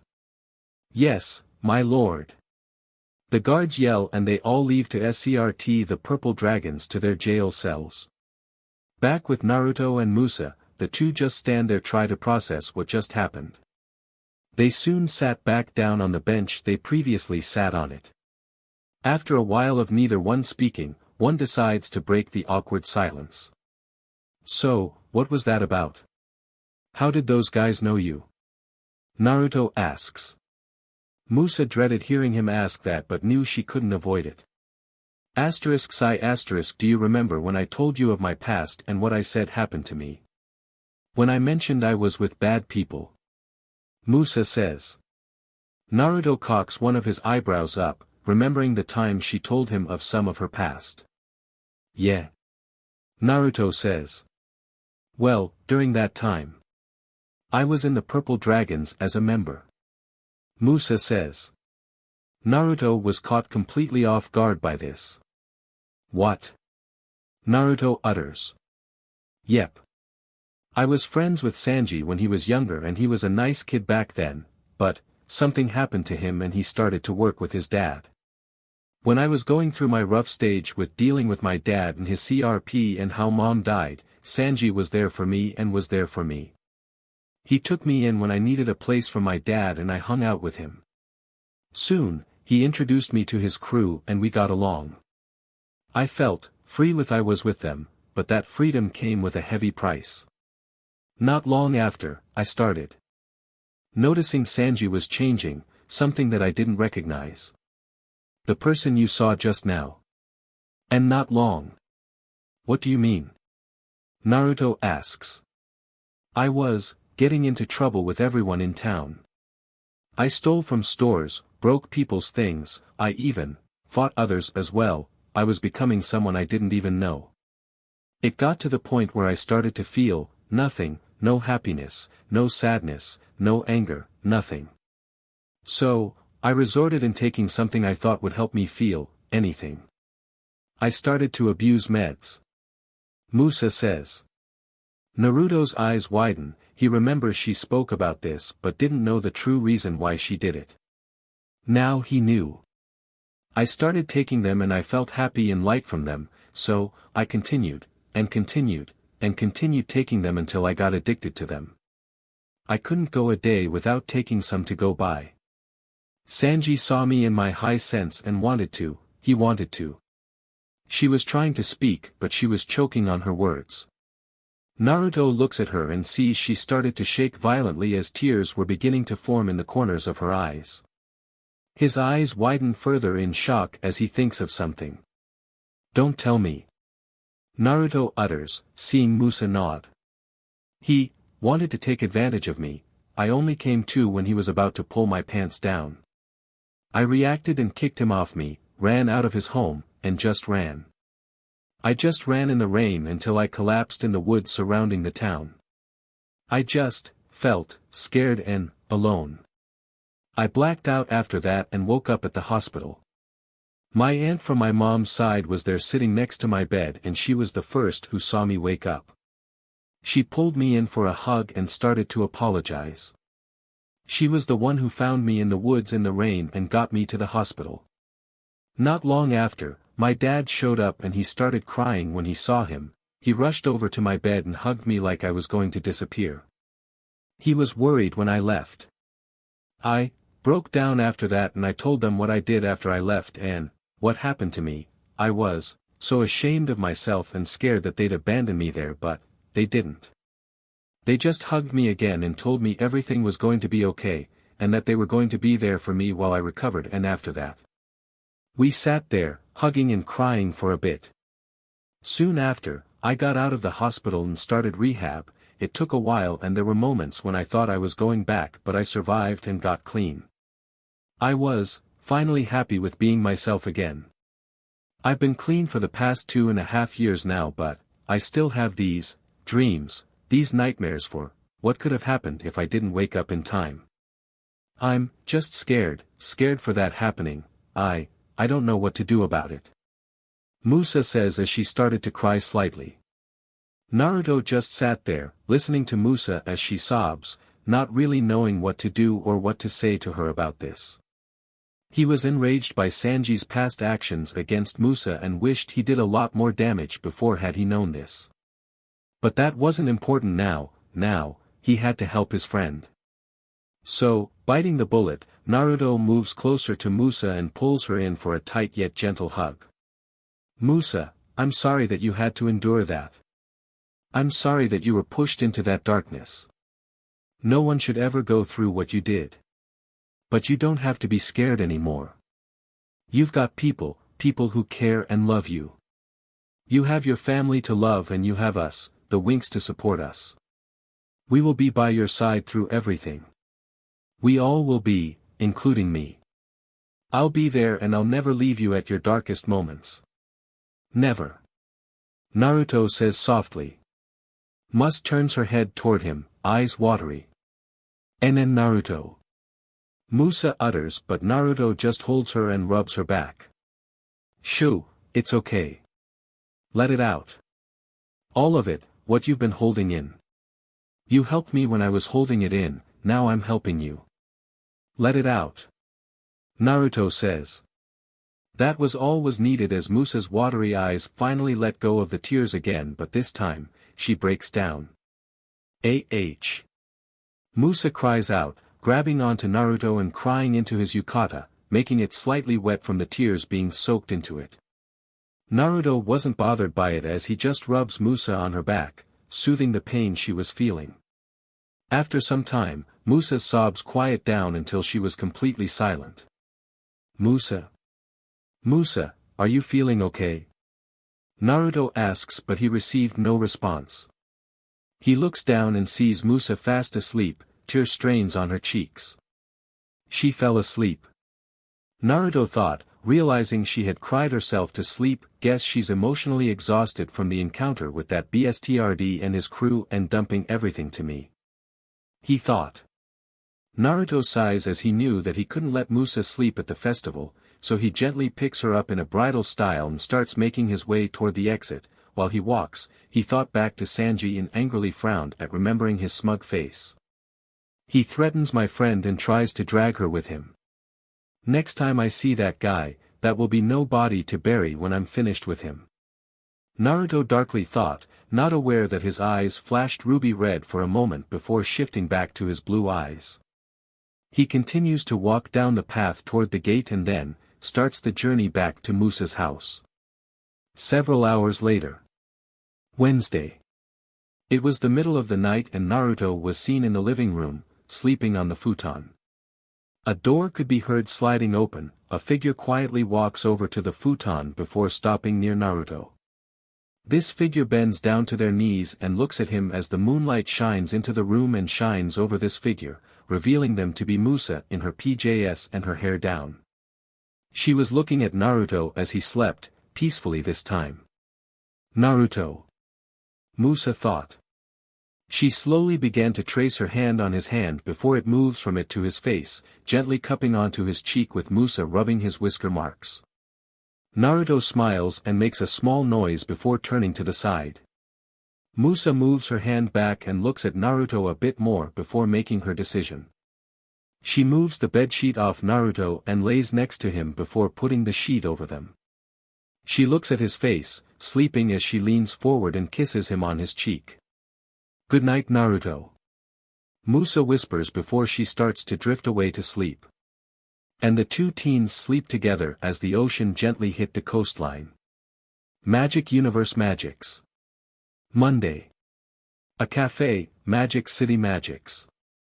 Nearly a week has passed after the events of the last chapter and we find ourselves once again, back at Magix's central dimension but not in the usual setting that Althea. No, instead we find ourselves over at in Magic City where we find the Winx Club eating at a cafe within the city, chatting about what had happened during their holiday. "I still can't believe you two went on a little vacation of your own," Stella says, looking at Musa and Naruto cross from here after they told her and the others what they did during their vacation, and you got into a brawl with these dudes who were trying to take Musa away with them. And you even met the King of Melody. Lucky. She says, feeling. Yeah, it was something. Spending some time with one of my best friends, being in a new place, and kicking some butt during it. Now that's what I call a vacation. Naruto says, grinning at the memory of kicking the purple dragon's asses, even if he got hit a few times in the brawl. Yeah, it was good to be home for once. Plus, I thought Naruto could use a change in scenery, which was why I brought him along. Musa says. Stella nods, understanding that, knowing Naruto was stuck at Althea for most of his time there. So, did anything else happen while you two were alone? Anything exciting you want to share with us? Stella asks, smirking at the two who looked rather bashfully. They had remembered Naruto seeing Musa's NDE body and the morning when Naruto discovered Musa was sleeping on top of him in a pose and freaked out respectfully. They looked rather shy in remembering those instances. And nothing happened. Musa says, averting her eyes from Stella. Why yeah. And nothing. Naruto says, taking a sip of his energy drink. Stella see their reactions and knew something was up. Oh, something did happen. I can tell just from seeing your faces. Stella says, leaning forward and smirking, so, what happened? She asks. Stella, if they don't want to say what happened, then they shouldn't. You don't have to try and pressure them into saying. Flora says. Boo. What's the fun in not asking them? I wanna know. Stella says. Stella. Flora says in a stern tone, while giving the princess a look. Fine. I won't push them in saying. Killjoy. Stella says, crossing her arms and pouting. The two gave their friend a silent thank you for that. So, what happened during your vacations, guys? Naruto asks, changing the focus to them. Oh, I got to spend a lot of time with my family and see some of the flowers back home blossom. It was a sight to see. Flora says, smiling as she takes a bite of her cinnamon bun. Mine was satisfactory. I enjoyed spending time with my family and playing/developing games in my spare time. Although, they did ask a lot about my studies and lifestyle here. Tekna says, looking content, eating her vanilla cake. My mom and dad weren't fighting this time, so I call that a win in my book. Plus, I did get to do some shopping here and there. Stella says before she takes a bite of her cheesecake. That's great to hear. Naruto says, smiling at her. He then realizes one person hadn't spoken in a bit and turns to them.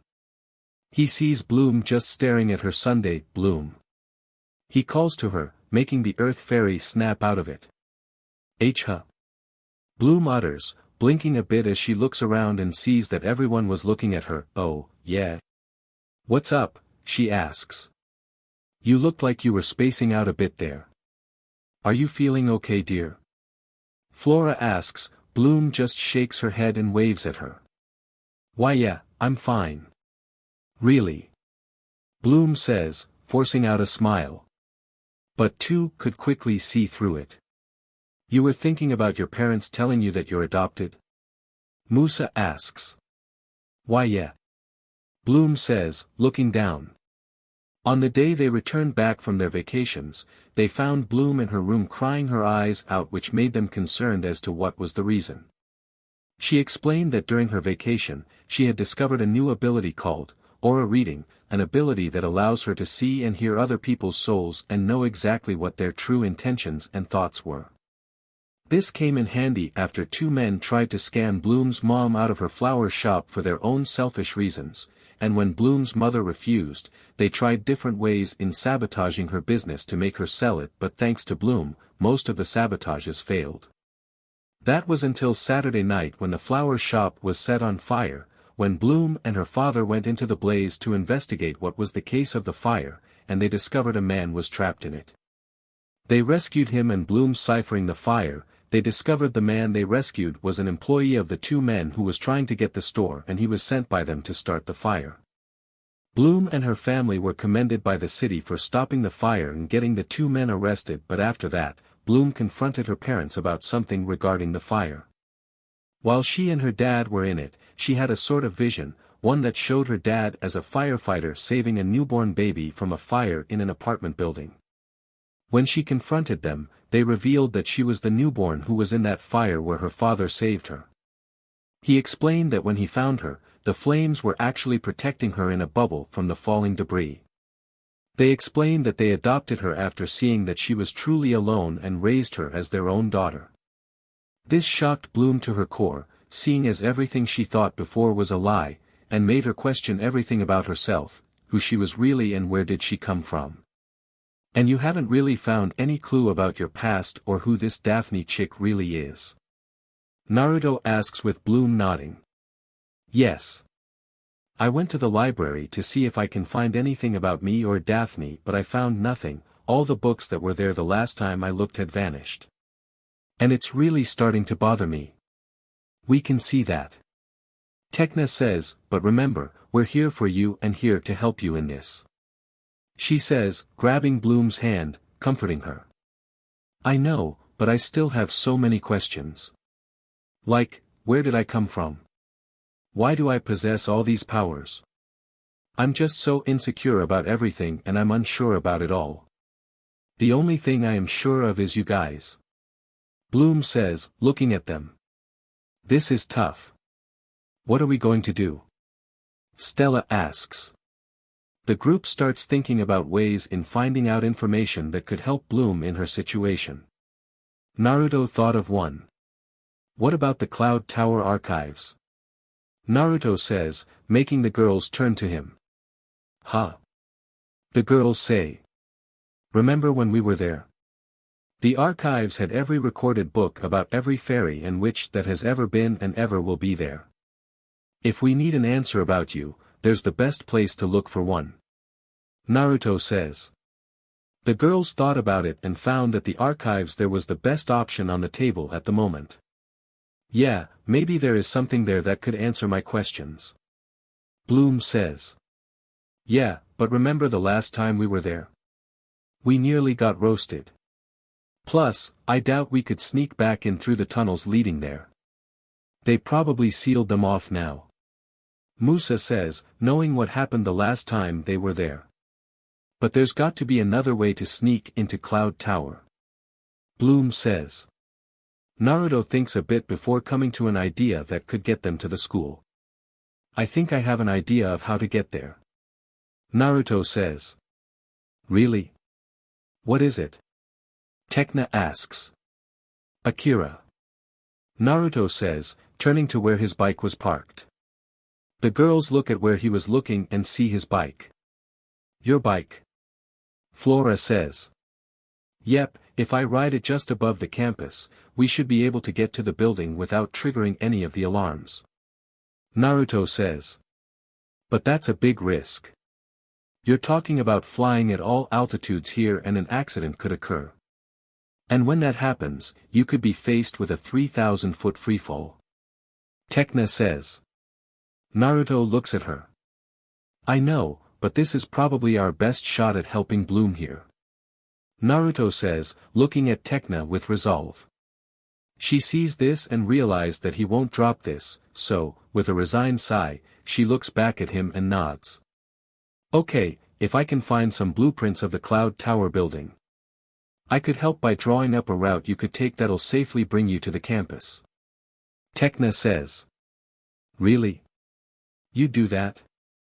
Bloom asks, looking at Tecna with hope as the tech-savvy nods. Yes, I really don't want to see that you two got hurt and I didn't do anything to prevent it while I had the chance.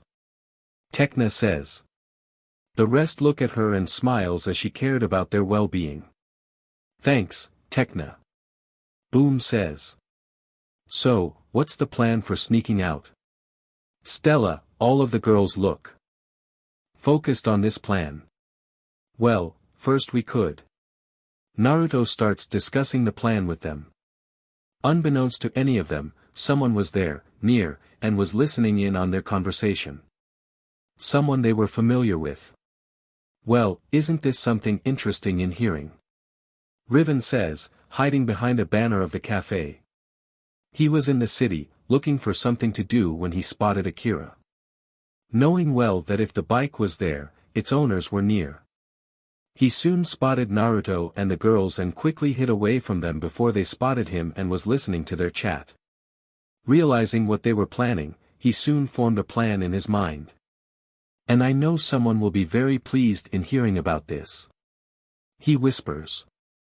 He closes his eyes and focused, trying to build a connection with his sweetheart, Darcy. Darcy. I have something to share with you.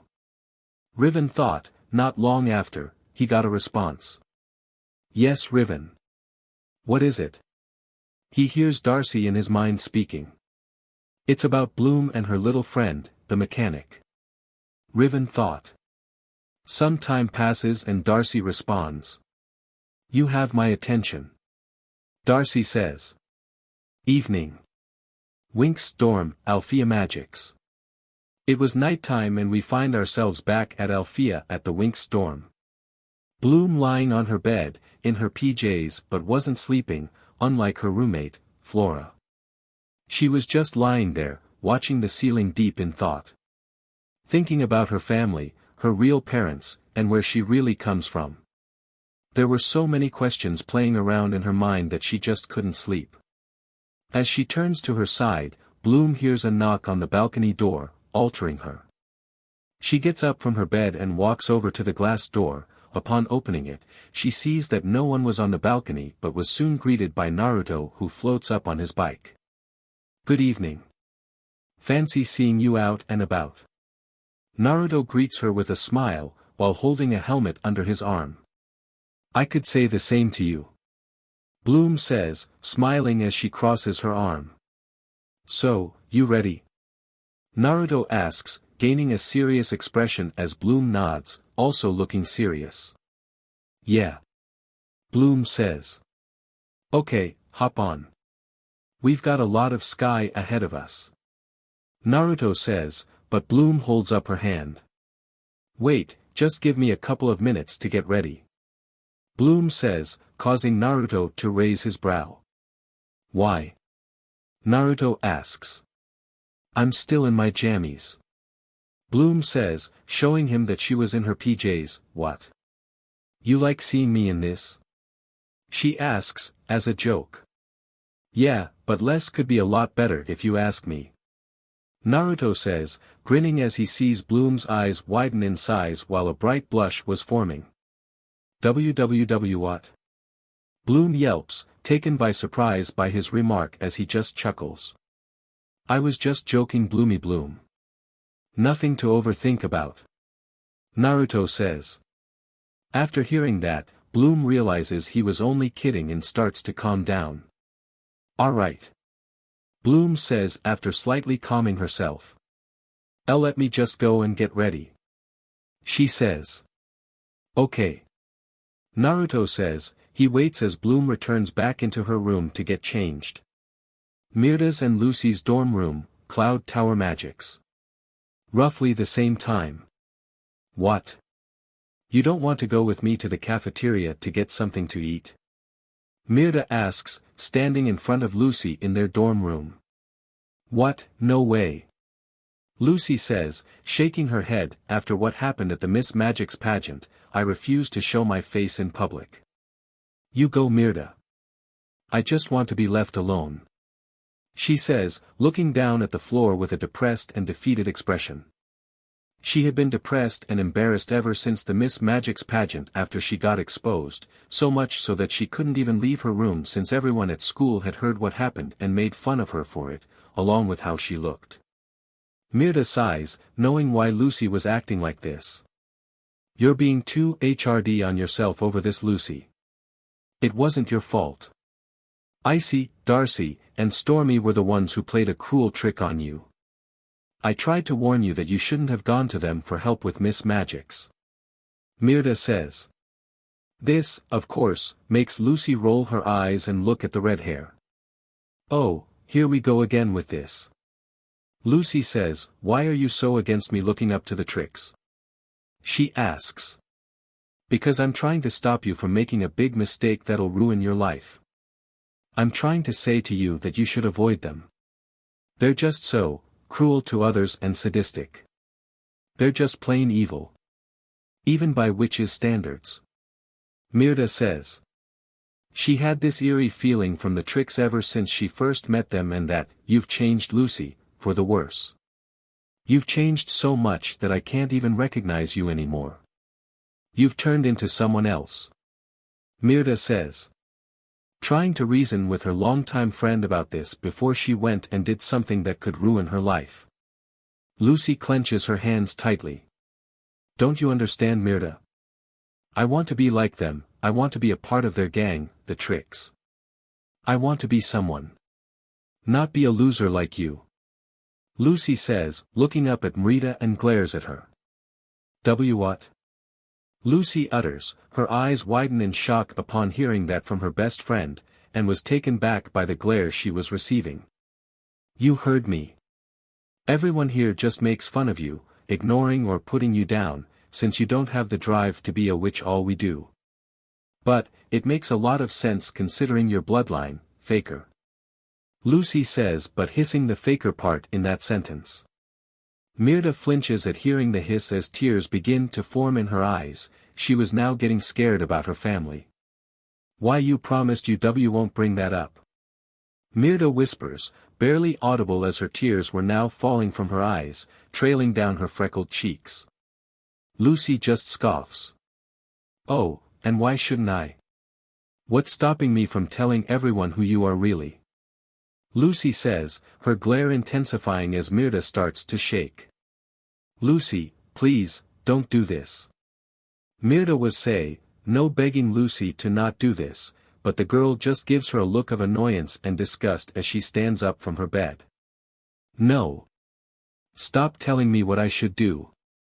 I'm sick and tired of being a nobody like you, so, do me a favor and never talk to me again, and stop pretending to be something you're not or ever will be. Fairy.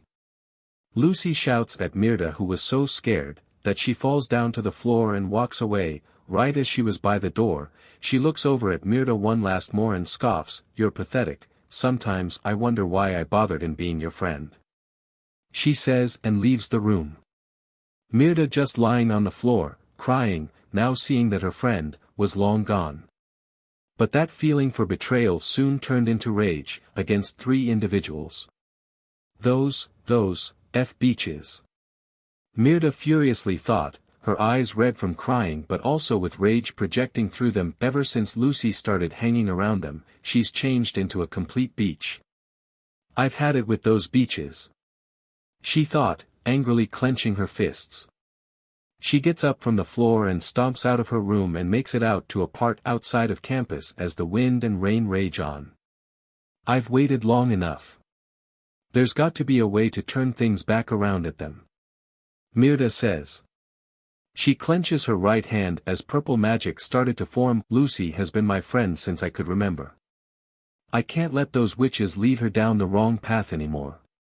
Illusion, mirror to my enemies. She yells her spell but nothing happened. Realizing that the spell wasn't working due to her emotions, Mirda takes a deep breath. Focus on the spell and on the tricks, nothing else. You can do it. Mirda says to herself. She closes her eyes and clears her mind of all lingering negative thoughts as she focuses just on the spell. Illusion, mirror to my enemies. She yells once more, and this time, the spell worked as a projection forming, and she sees the tricks on it. They were laughing sinisterly as they were discussing something. Sisters, this is my new plan. We'll tell Bloom a lie that will strike her soul with terror. And then we'll go and comfort her and rip the power out of her heart. Icy says in the projection, crudely laughing. But, what about that blonde she and those fairies hang around with? Didn't Riven say he was coming too? Stormy asks. Darcy just smirks and rubs her gloved-cladded hands together. Leave him to me. I'll make quick work for him. Darcy says as they all laugh. The spell dissipates as Mirda was horrified by what she just learned. Oh no. This is not good. I've got to find this Bloom girl and this blonde before the tricks get to them. Mitra says, as she closes her eyes, the tricks may have turned Lucy against me and changed her, but if I can warn those two about their plan, I can pervert them from their goal and get back at them. She says, with tears reforming upon remembering what Lucy said. Shaking that out of her mind, Mitra focuses and starts conjuring another spell. Emolocation spell, locate the fairy known as Bloom. Mirda yells. The spells conjure up a map of Magix as a red dot appears on the map, but it was moving at rapid speed, toward Cloud Tower, altering her. What? She's coming here. If she's coming here, then maybe that blonde is with her as well. I've got to go and find them before the tricks do. She says, canceling the spell and making her way back into the building so she could start looking for Bloom and her friend when they arrived. With our heroes. Moments later. Akira roars over the waters near Cloud Tower. Naruto driving the bike with his passenger, Bloom, holding on to his chest. Naruto looks up and sees the gloomy building that was Cloud Tower. Alright Bloom, we're almost there. We're gonna start our climb. So hang on, this could get shaky. Naruto shouts. Okay. Bloom shouts, holding on to him. Naruto revs Akira as it starts to fly into the sky toward the campus. They maneuver past some of the structures of the building, continuing their climb up in the sky until they reach the peak of the campus. The bike hovers in the air as they take off their helmets. Bloom looks down and sees just how high up they were. Whoa. Bloom mutters. Yeah. Naruto says, looking down as well. Suddenly, dark purple lighting surges from the building and hits Akira, causing it to shake uncontrollably. Bloom grabs hold of Naruto as he tries in regaining control, which he does before the bike could throw them off. What was that? Bloom asks. If I had to guess, that was Cloud Tower's aerial defenses. Naruto says. The two look down and more of the purple lighting surges off the building as fog began to form around the building, covering it. They don't need much, except try to destabilize us and make us fall off, but they don't know who's driving. Hold on. Naruto yells. He nosedives toward the building as he narrowly avoids the sutures and wall rides toward a balcony but crashes into it, knocking them both off Akira. Not my best landing. Naruto groans as he stands up. You alright Bloom? He asks, shaking his head clear from the dizziness. Yeah. Bloom groans out, shaking her head from the cobwebs. Surprisingly, she wasn't fazed by the fact that she landed near the edge of the balcony or the fall. Alright. Come on, we gotta get a move to the archives before someone notices us. Naruto says as Bloom nods. They get up and discreetly enter the building. Once they had entered, they scan the halls for anyone in them, only to see that the cost was clear. The two start traversing through the hallways of Cloud Tower in search of their target room. Do you remember where it was? Bloom asks and sees Naruto nod.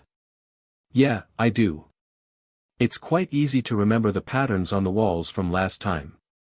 Naruto says, looking at the walls. The two walk for a bit down the halls, passing room after room after room until they stop at a large door, one they were familiar with. Here we are. The archives. Naruto says, looking at the door but looking conflicted while Bloom looked ready. Okay, let's head inside. Bloom says. She was about to go to the door when Naruto grabs her by her wrist, stopping her. Bloom, before you go in there, you have to be sure that you want to do this. Remember, there are some things that are never meant to be known since they could be important for the future. Are you sure you want to go in there? Naruto asks, having second thoughts about this whole thing. Bloom looks down a bit. I know, but this could be my only chance in knowing who I am. I have to do this, Naruto. Bloom says as she looks up and stares into Naruto's eyes were determined. Seeing this, Naruto knew that there was no way that he could convince Bloom otherwise. So, with a heavy sigh, he looks at her. Okay, I understand. Let's go in. Naruto says as he lets go of Bloom. The two enter the archive and start looking around, but Bloom notices something with the room. Is it just me, or has the room changed from the last time we were here? Bloom asks. Naruto looks around and noticed there were more artifices in the room than the last time they were there. Yeah. You're right. There's more stuff here. Probably the stuff that was saved after we burned down that other room to escape. Naruto says, thinking that could be the reason. Yeah. Bloom says. The two walk around a bit, looking for anything that was related to Bloom or could be of assistance when Bloom spots something in the back of the room. Hey, what's that? She says, pointing at the item. Naruto turns from a bookshelf and looks at the area Bloom was pointing at and sees an open glowing book on a desk. The two walk over to the book as Naruto takes a closer look at the book. Hey, I think hear of this book.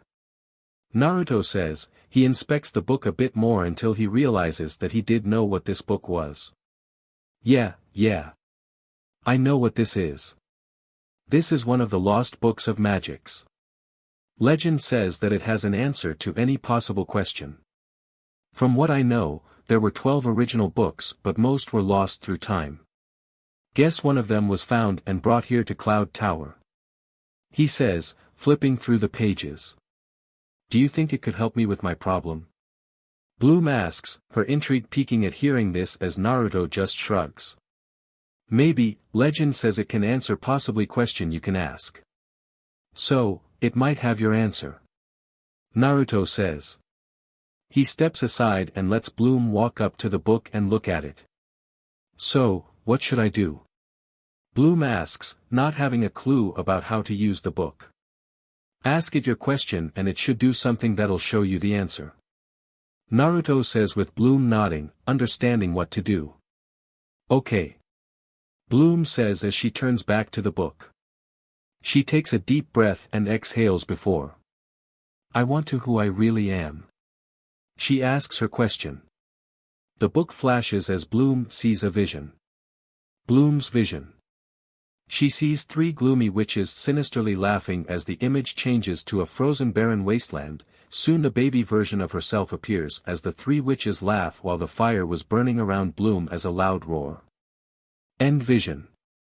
End no. Bloom utters, stepping back from the book with a horrified expression. Bloom, what's wrong? What did you see? Naruto asks, noticing the look on Bloom's face. She turns to him with tears pooling in her eyes. I'm the incarnation of the original three evil witches. Bloom utters, tears beginning to fall down her face. Naruto's eyes widen in shock in hearing that. What? Naruto utters. I saw them, laughing and watching me when I was a baby. I felt them. As soon as I become a full fairy, they'll take possession of me and use my body to wreak havoc across the Magix universe, as they had before. Bloom says, her world was crashing down on her. Naruto shakes his head and looks at the book.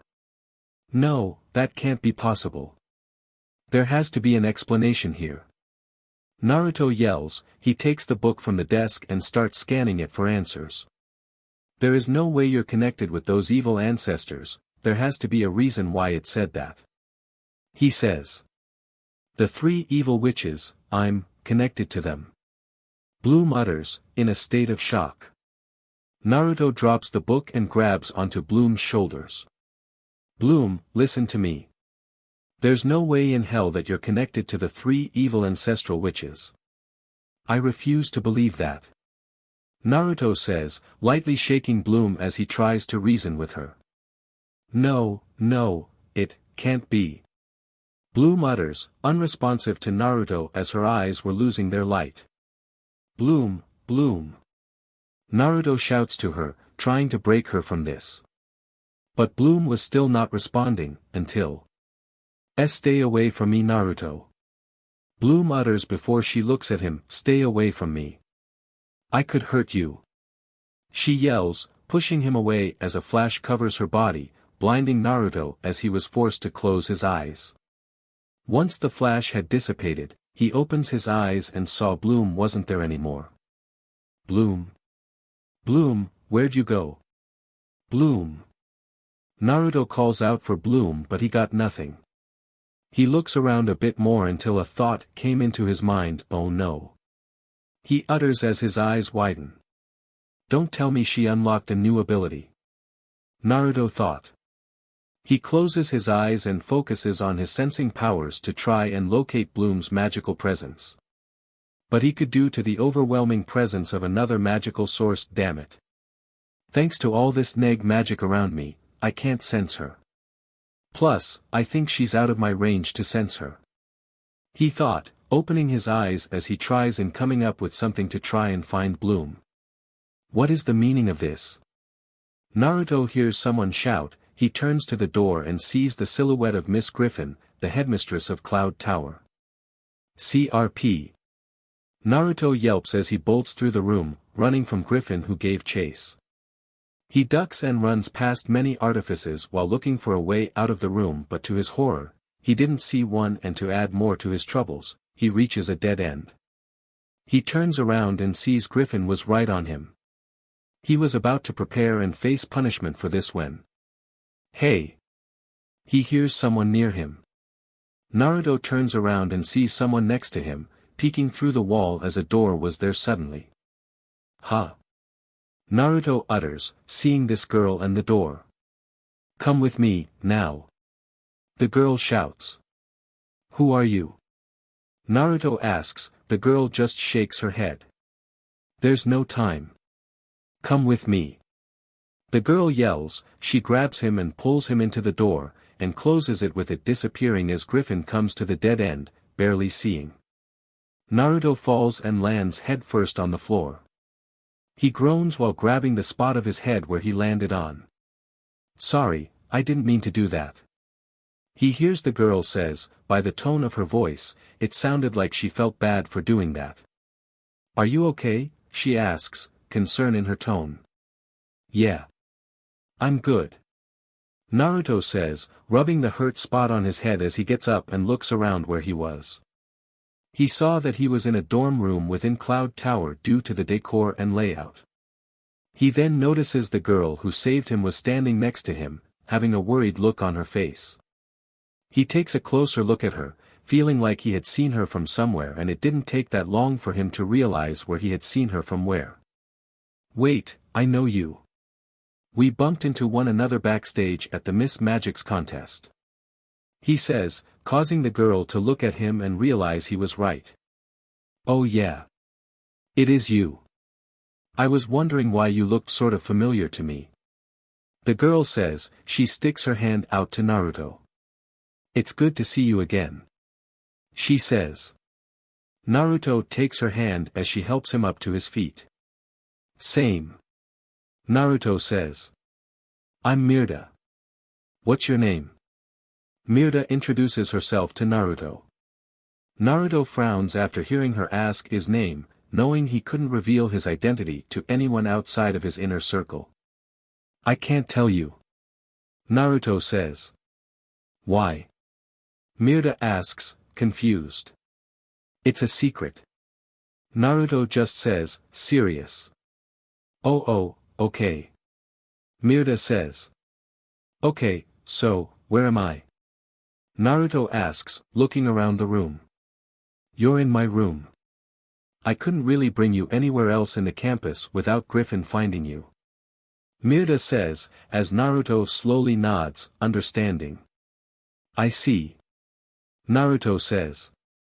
Well, thanks for the save, but I really have to go now. My friend is missing. He says as he turns to the door and was about to leave when Mirda grabs his arm, stopping him in place. Wait. I need your help. Mirda says, making the blonde turn to him. With what? Naruto asks. Finding your friend, Bloom. I need to warn her about something. Mirda yells. This causes Naruto to stop thinking and gain a serious expression. What it is? Naruto asks as Mirda starts explaining. Morning, the next day. Winx dorm, Althea Magix. It was the next morning and we returned to the Winx dorm. Stella was in her room, standing in front of her large mirror as she was humming a tone while tying a bow to her hairband, getting ready for the day. Suddenly, a knock was heard at her door, altering her. Coming. Stella yells as she walks toward her door, still trying to tie the bow to her hairband. Another knock hit the door. I'm coming. Hold on. She yells, getting a bit annoyed by the knocking to the point that she stops trying to tie the bow. She makes it to the door and opens it to see Flora standing there with a worried look. Am I that late? Stella asks, thinking that she was late for class, again. Flora shakes her head. No, that's not why I'm here. Flora says as she enters the room. Then what is it? Stella asks, seeing Flora sit on her bed. Bloom never came back last night. Flora says. Catching Stella off guard at the answer. Really? Stella asks, surprised, and sees Flora nod. The door opens again and they see Tecna and Musa enter, also having the same expression as Flora. Same with Naruto. He never came back either. Musa says. We looked high and low for them. They're nowhere to be found. Tecna says. We even went into Naruto's room and didn't find him there, even his bike is missing. Musa says as they sat on the floor. Do you think something happened to them when they went to Cloud Tower? Stella asks with the others shrugging, that was a possibility. I don't know but I'm worried. Musa says, she looks out the window with worry that her friends could be hurt or in trouble. We have to go look for them, she says, with the others nodding as they exit Stella's room to go start their search for their friends. Lake Rockalus, Cloud Tower Magix. Do you think she's in this forest? Naruto asks. They were in the forest, surrounding Cloud Tower near Lake Rockalus as they were trying to track down Bloom. A little while ago, they escaped Cloud Tower with Naruto stashing Akira near the forest they were currently in. Mirda nods, her eyes glowing as she leads him. Yeah. According to my emo-location spell, she should be close. Mirda says. Naruto walks behind her for a bit before he stops as he senses a magical presence nearby their location. It was Bloom's presence. Wait, I feel her. She's near us. Naruto says, making Mirda stop walking and turn to him. But when she does, she accidentally steps onto a stick that was on the ground and breaks it, causing the snapping sound to echo through the area. Hey! Who's there? A voice yells near the two. Naruto recognizes the voice. The two turn to the source and see Bloom coming out of a bush with some leaves in her hair. Bloom! Naruto yells as he rushes toward the red hair and scoops her up into a tight hug. Naruto! Bloom says, surprised in seeing him here. Oh, you had me worried. Don't ever do that again. You hear me? Naruto says. Naruto, stay away from me. I could hurt you.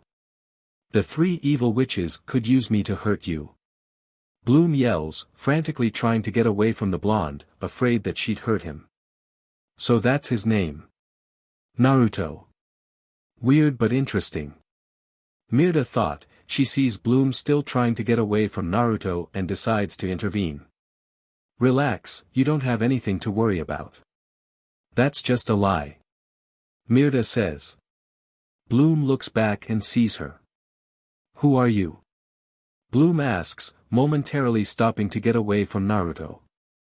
Oh hi, I'm Mirda. Mirda says. I'm Bloom. Bloom greets Mirda, with caution. I know. Mirda says, making Bloom look at her with confusion. You know. Bloom asks, confused on how this girl know her name when they've never met before. Yeah, she does. She's been helping me track you down since you were out of my sensing range. Naruto says, setting Bloom down to the floor. Yes, and I have something important to tell you. Something about what you saw in that book. What? What is it? Bloom asks. The tricks. They've been playing a trick on you, Naruto says, making Bloom look at him. What? Bloom asks. The book. They tempered with it when we were there and made those fake images appear in your mind. Mirda says. Huh? Bloom asks. You might want to sit down for this. This is going to take a while. Mirda says as she sits down on the ground with Bloom sitting down in front of her while Naruto just went to a tree near them and leans against it as Mirda starts explaining to Bloom what really happened. 15 minutes later.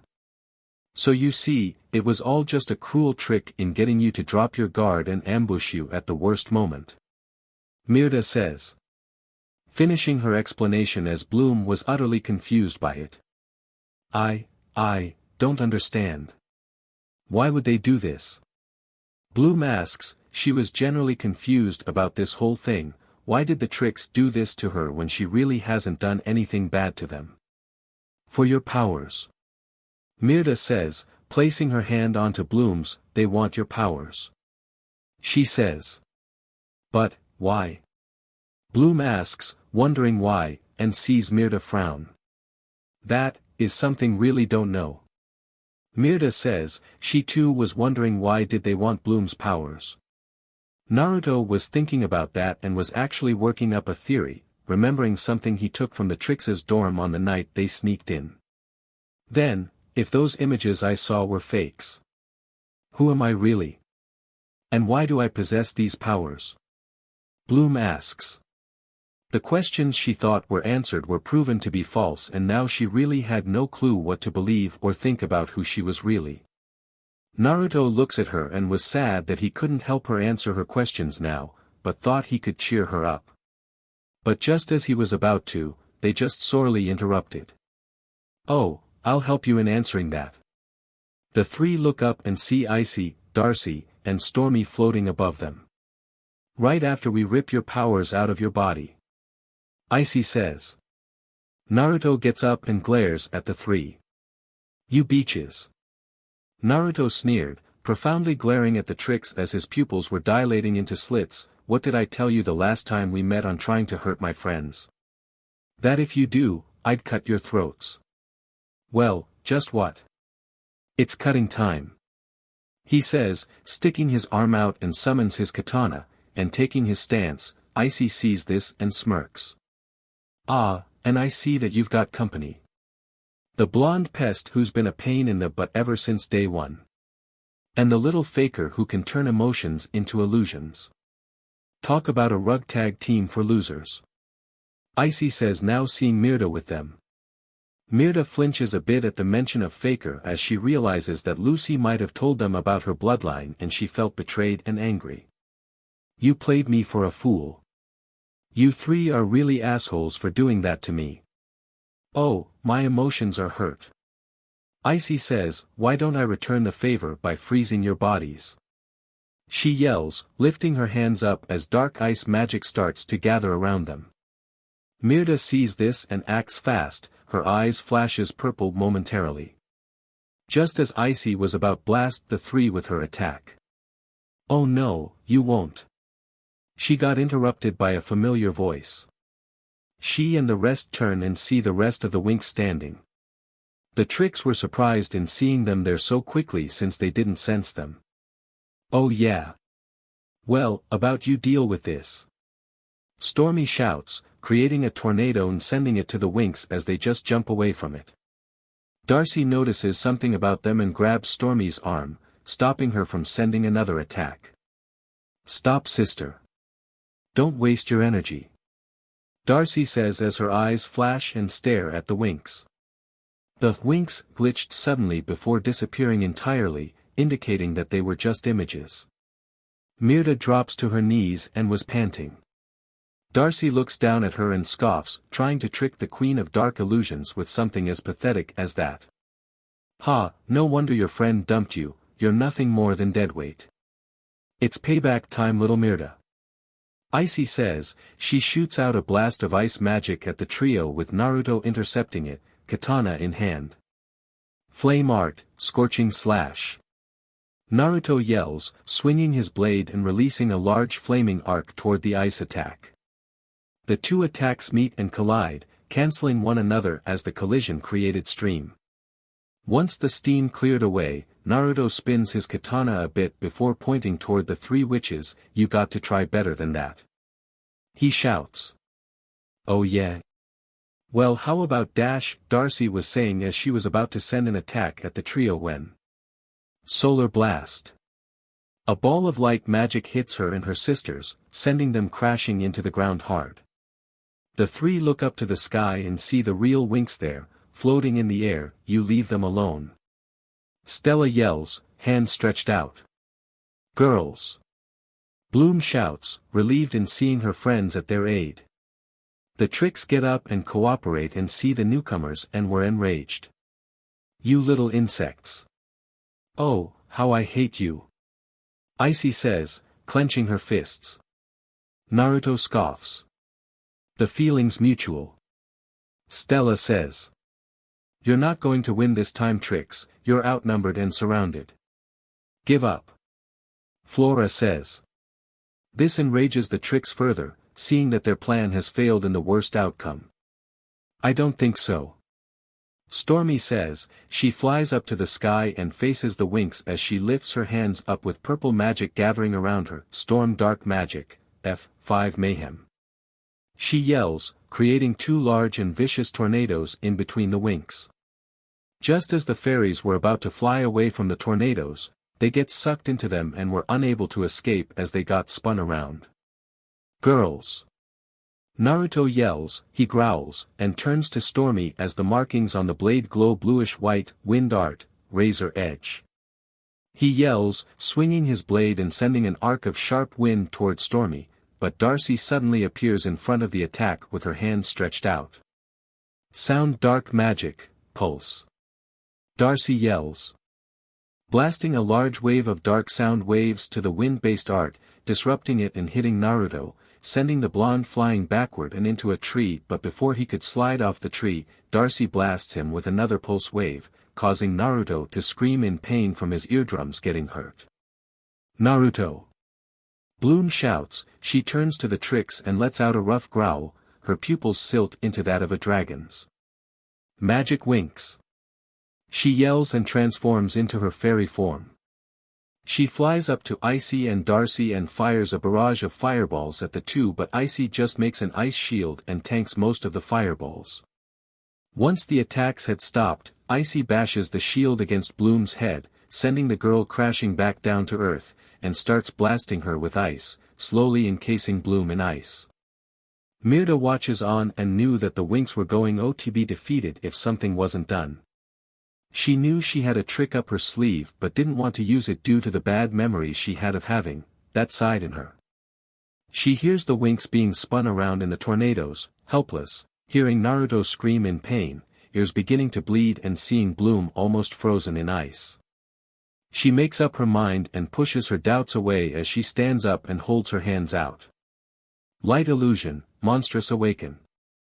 Mirda yells as a bright flash goes off in the area as a large brown monster appears behind the tricks and lets out a massive roar, startling them to the point where they drop their magical attacks, allowing the Winx to escape the tornadoes, allowing Naruto to slide off the tree and Bloom to start escaping from her ice prison.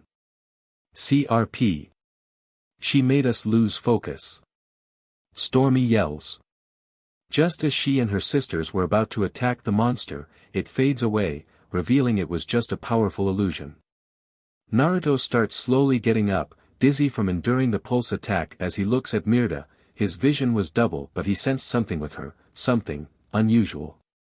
Wait, was that, light magic, the type of magic fairies uses? How did she use it? Naruto thought, shaking his head to clear away the dizziness and the ringing in his ears. Icy was fuming. I've had it with you. You little, annoying, problem-making. Problem-marking pest. Icy shouts, gritting her teeth and angrily clenching her fist. Her sisters look around and see the other Winx were surrounding them. Sister, let's go. We're surrounded. Darcy says, knowing that they couldn't win in a fight like this. Icy sees this as well and knew she was right. Fine. But not before we take one of them out. Icy says, as she starts to conjure a curse in her hands and looks to the ground, and picks her target. Naruto.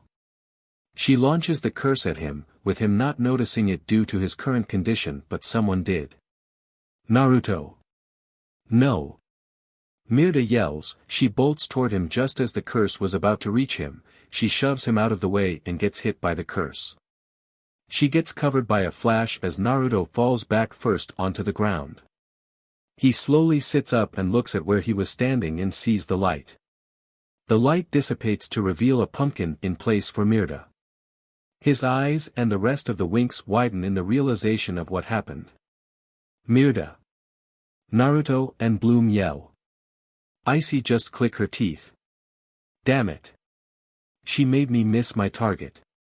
Icy says, mad that she missed but that quickly changes after seeing her plan work slightly. Oh well, that's one less pest to worry about. She says, nonchalantly. This sets Bloom off as intense heat begins to emit off her, causing the lingering ice on her body and on the ground around to quickly melt away. You. F witches. Bloom growls out slowly. Her irises now were changing into burnt sun orange as her fangs enlargen with claws forming at her nails. She turns to the tricks and profoundly glares at them, with death in her eyes. Let's see how you like getting burned. She roars as her magic spikes and changes into the form of a Chinese dragon. She points the dragon toward the tricks as it roars and shoots right at them at blinding speeds that they couldn't evade. The dragon hits them and sends them flying into the sky as a bright explosion erupts in the area, blinding everyone there. Soon the explosions dissipate and we see the Winx were on the ground and back in their civilian forms. We're back to our normal selves. Musa says. What an incredible burst of power. Stella says, rubbing her head as she stands up. Tenka gets up as well, rubbing her bruised arm as she looks around and notices someone was missing. Where's Bloom? Tekna asks, making the others look around for their red-haired friend. Oh, over here. They hear Bloom close by and see a hand sticking up behind a bush. They rush over and see Bloom lying on the ground with a weak smile. Bloom. Are you alright? Flora asks, checking over her. Yeah, just a bit lightheaded. That's all. Bloom says. They help her up from the bush as she notices one other person was missing. Where's Naruto? She asks. They look around for him and spot him by the tree he hit earlier, on his knees, and he was looking at the pumpkin Mirda. The girls approach. Naruto. Bloom calls to him and he just starts to shake. She saved me. Naruto says slowly as he clenches his fist tightly to the point that blood begins to leak from his palms. As she sacrificed herself, to save me, it should have been me, it should have been me, it should have been me, he says but shouts the last part as he starts to pnd the ground, causing craters to form but his hands were getting hurt from the blows he dealt to the floor to the point where blood was spilling from his busted knuckles. He was about to punch the ground again when a hand grabs his wrists. He looks back and sees Bloom, barely able to stand, holding him back.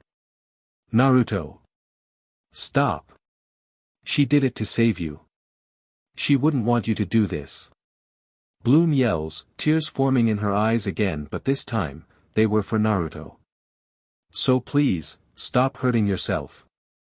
She whispers. There's nothing we can do for her now. The curse she got hit by was an S-class curse. An incredibly strong one. Flora says, looking over at Mirda. Isn't that a way to break it? Musa asks, feeling bad for the girl if she were to stay like this forever. Flora shakes her head. I said strong. But strong doesn't mean unbreakable. If I look into books on curses, I should be able to create a counterspell and free Mirda from this curse. But, it could take time though. Flora says as she gently picks Mirda up. Anything to help Mirda. We owe that to her. Naruto just says. Let's get you two back to Alfea. You've had a long night. Stella says, with the others agreeing as they help the two help and walk out of the forest, heading back to Alfea. Bloom's and Flora's room. Winx's dorm, Alfea, Magix. Flora walks into her room, in her PJs, and sees Bloom in her bed, fast asleep. She understands, considering the day and night Bloom had. Rest easy Bloom. With the night and day, you've had. You deserve it. Flora says, rubbing Bloom's head, making the girl let out a sigh of calm relief. Flora stops and heads toward her desk, where she had placed Mirda on top. Flora sits down on the chair by the desk and looks at Mirda, and don't you worry Mirda. Until I figure out a way in changing you back to normal. I'll be taking care of you. I promise that I'll turn you back to normal. Winx honor. She says, rubbing her hand onto the pumpkin as it sparkles, perhaps Mirda was trying to tell Flora that she was happy. Naruto was on the roof of one of the towers. His hands were wrapped in bandages after the damage he did to them as he was watching the setting sun. Deep in thought about the events today and last night. He sighs and only wishes that things would be easier from here. Back at Cloud Tower, in the archives. A book was on a bookshelf, it was glowing, and next to the book, was something else, but it wasn't a book of any kind, unlike all the others in the room. No, this was something special as it was, a scroll, and the scroll was also glowing and it was open as scribbles were being written in it. What could this scroll be and who does it belong to? So alright folks, that's all for today. Stay tuned for part 8. Do subscribe, like and share for more such videos. Also check out the story and author Pixel's fanbook on FANFICTIONnet. Press the bell icon to be notified first on release. See you in the next video. Till then, goodbye.